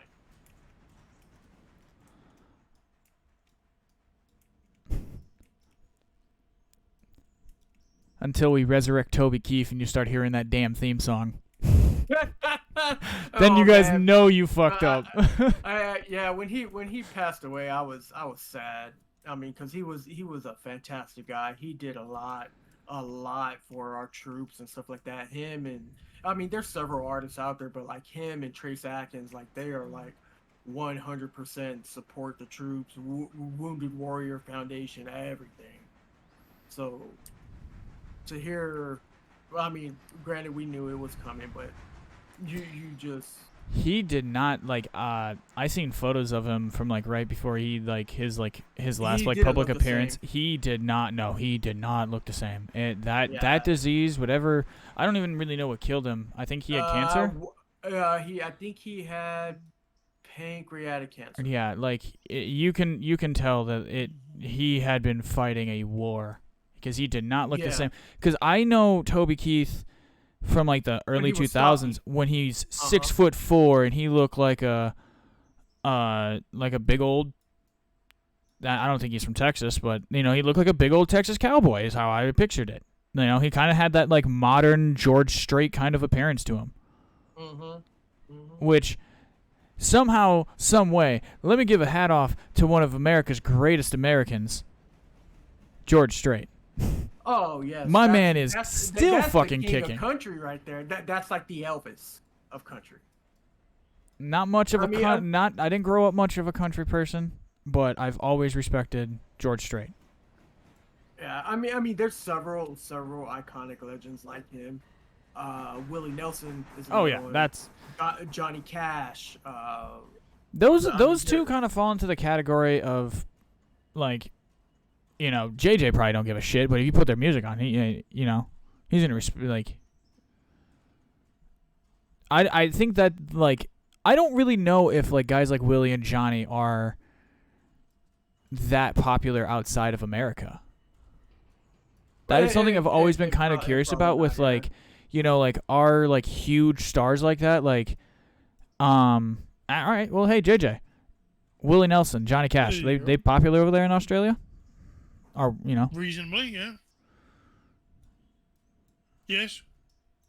Yeah, well, I mean, I could see Johnny Cash. Well, I could see really both of them. I mean, because Johnny Cash was like what,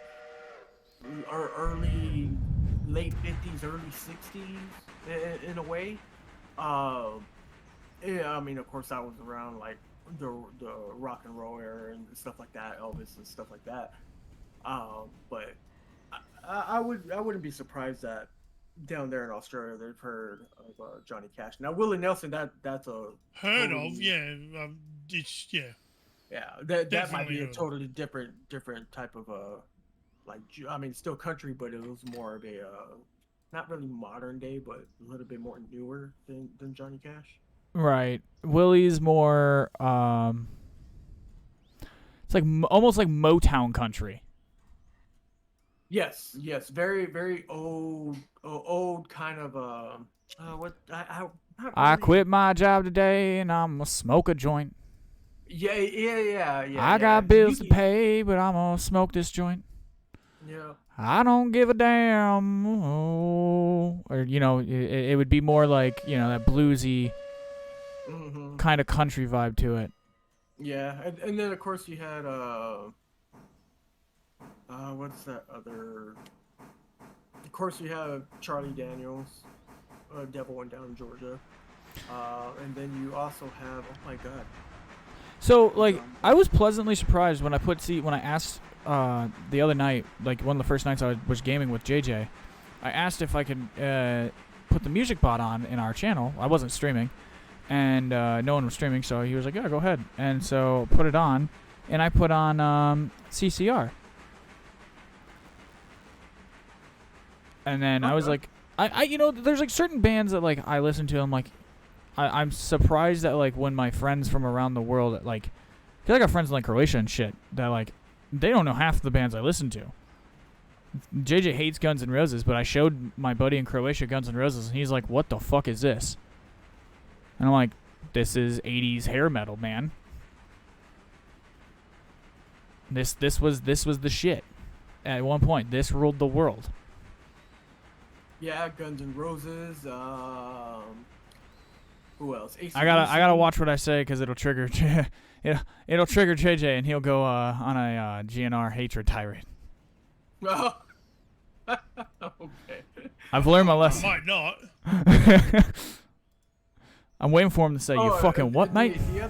the other country guy. And sorry, I don't mean to interrupt that. You're good. I was sitting there talking about is Hank Williams. Hank He Williams. he he was another good one. I mean, there's so many in the Grand Ole Opry that have gotten to that area where they can be part of the Grand Ole Opry. Um, but yeah.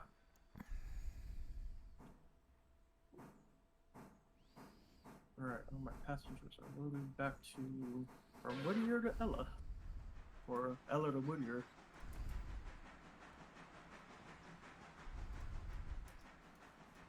I guess I could sleep. It is gonna be 5:30 in the game.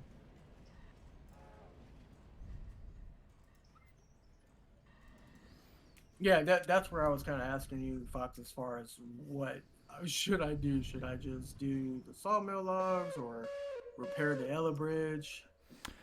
I didn't know if by doing the Ella Bridge you have to do the sawmill to get the logs there first. That's Oh where I was no no trying to no no teeter no no between no. the two. Do so this they want you to do the sawmill just to to teach you how that procedure works. It's really all that is.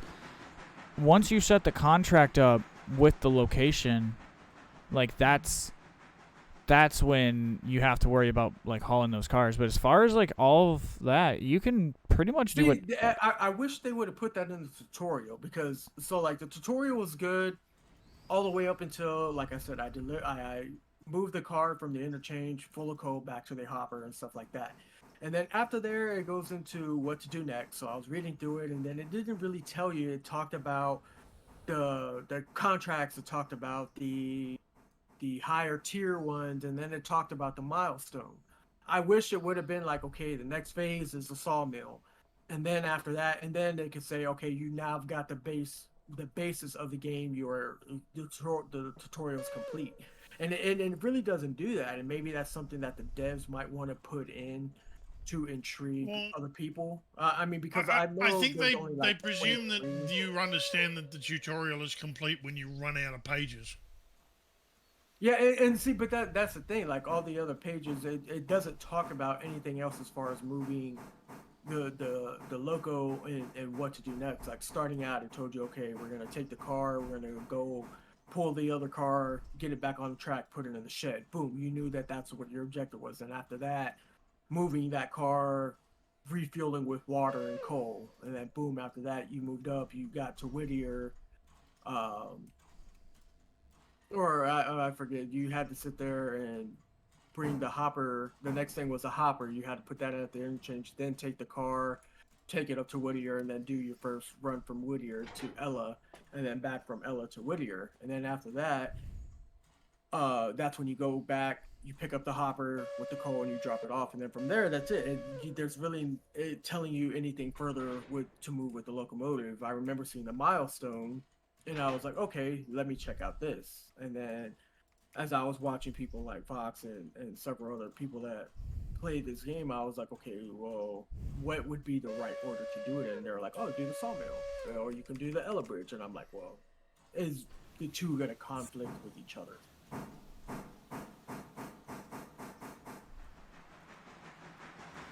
Oh no, they don't conflict with each other.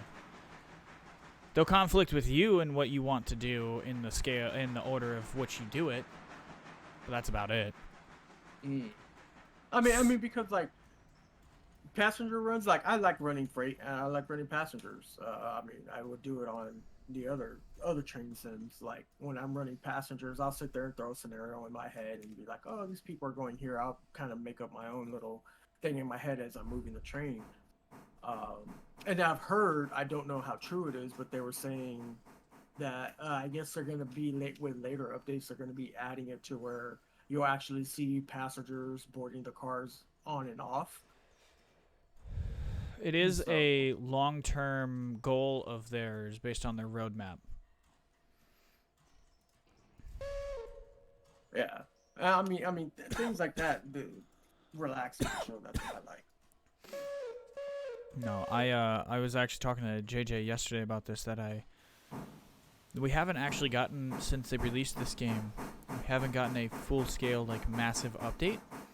We've gotten, like, once or twice a week, we get nice little, like, bite-sized updates.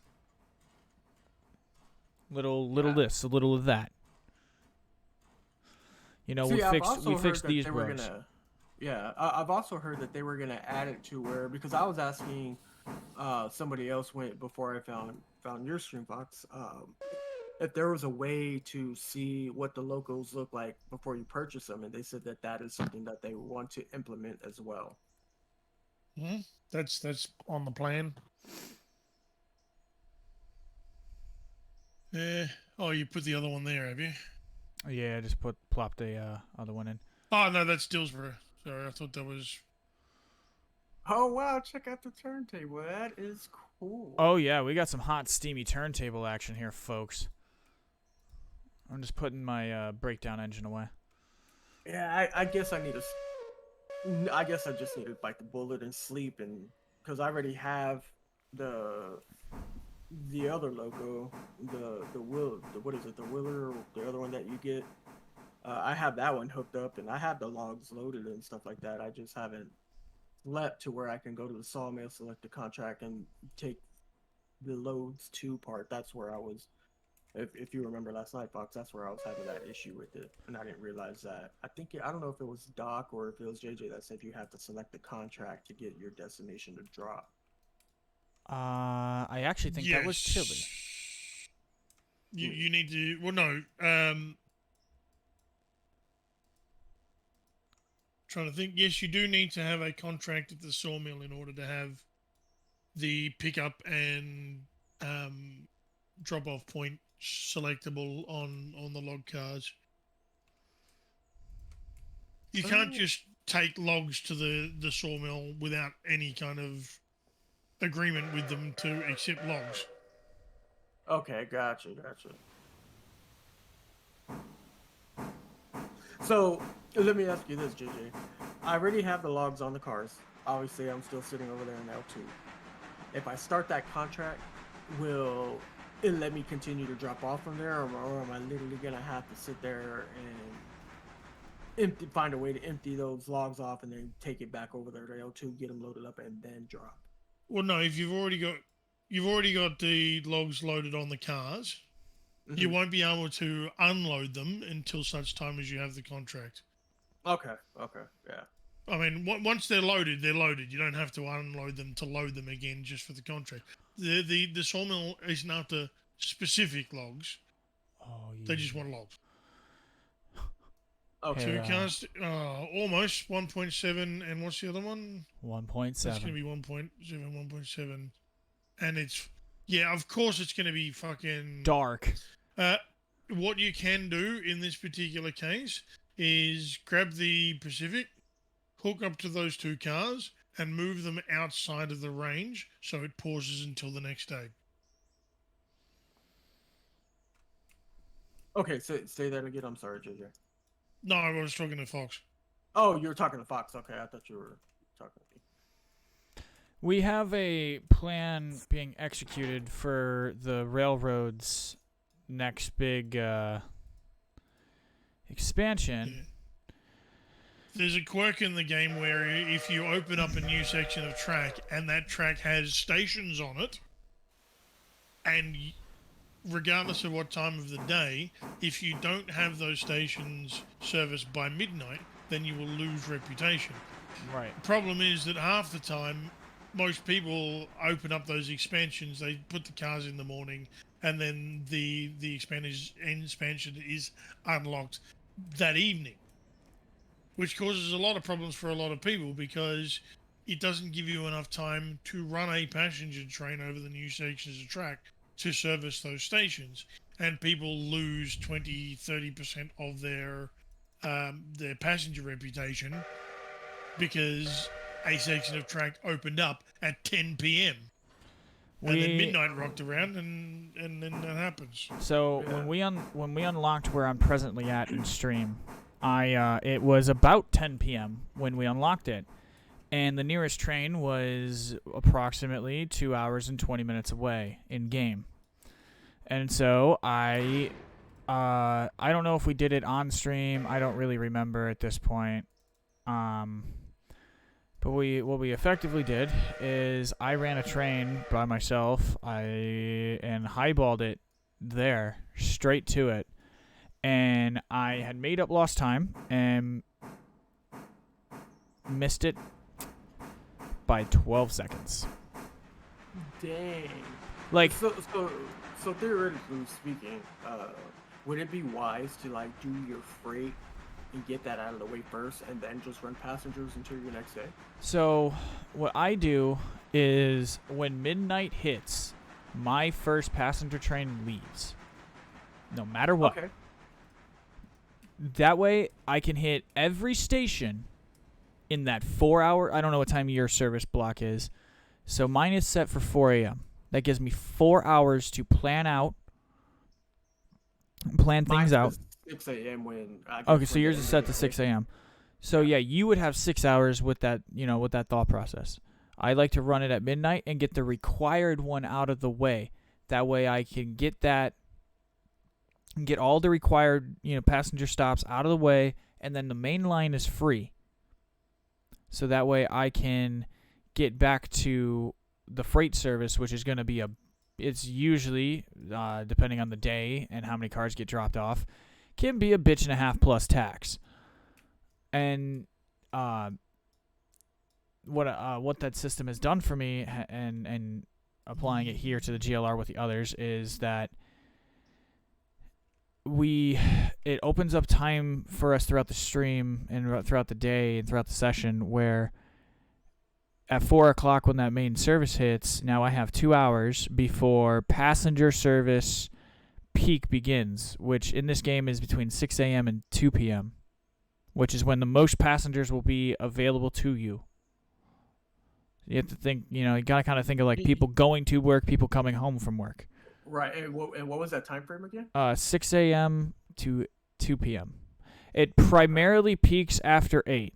8 to 11. I mean, we've seen platforms. JJ's seen 220. We've seen 250 people plus sitting on a platform, 300 people plus sitting on a platform.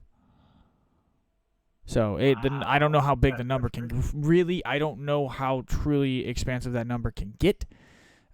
just based on like my own visual experience and seeing what is on the stream. So now let me ask you this, Fox. Do you have the amount of cars to handle like 300 passengers, or are some getting off? You're having to go drop off, come back, pick them up, and drop off. So this is a fun little ditty. If we put that, we run 2 passenger trains. If we put both of them together, it can haul. It's 50, and then it's 84 by 10. I think it's 8. It's like 890. Let me tell you. Yeah. All right. So JJ acts as the ops manager on the railroad, and this is I'm a big numbers guy, so I do like it when he throws these numbers out at us. So the numbers for you simply are currently this: each train, then the 2 of them, carries 804. Try that again. 470 passengers each. Obviously, combine that together. For the 2 trains, you get 940 passengers at any given time. Wow, that is pretty cool. We have packed that train out. You can pack that 870 person train out. It is intense because if you're doing it that way, you are managing that thing. That is a actual train you have to manage because that's a lot of money you are playing with. We have out of that 470 train, we often have stations that are taking 300 fares at the end of it, 400 fares. We've had times when we've looked at how many people have arrived at the station, and it worked out that there were 2 seats free on the whole train. On the whole train. For a different stop. No, for that. So, when it arrived at the station, there had been 2 seats free, and it was a terminus, and everyone got off.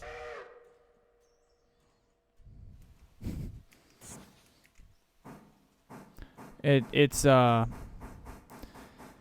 really depends on how you approach it, because I kind of think like a line cook.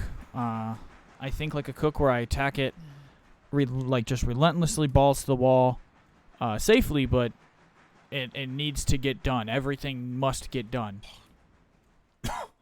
And then there's a very specific, there's more of the do it bit by bit and get it done. It's really all how you. That's the thing about this. When I called it an onion game, that's what I meant by this. Is like everyone cooks an onion differently. Everyone chops an onion differently. Yes, there's only 5 or 6 ways to truly chop an onion, for my example, but my point still stands. It's how you decide to do it. I went with enough locomotive power. I would never have an issue ever.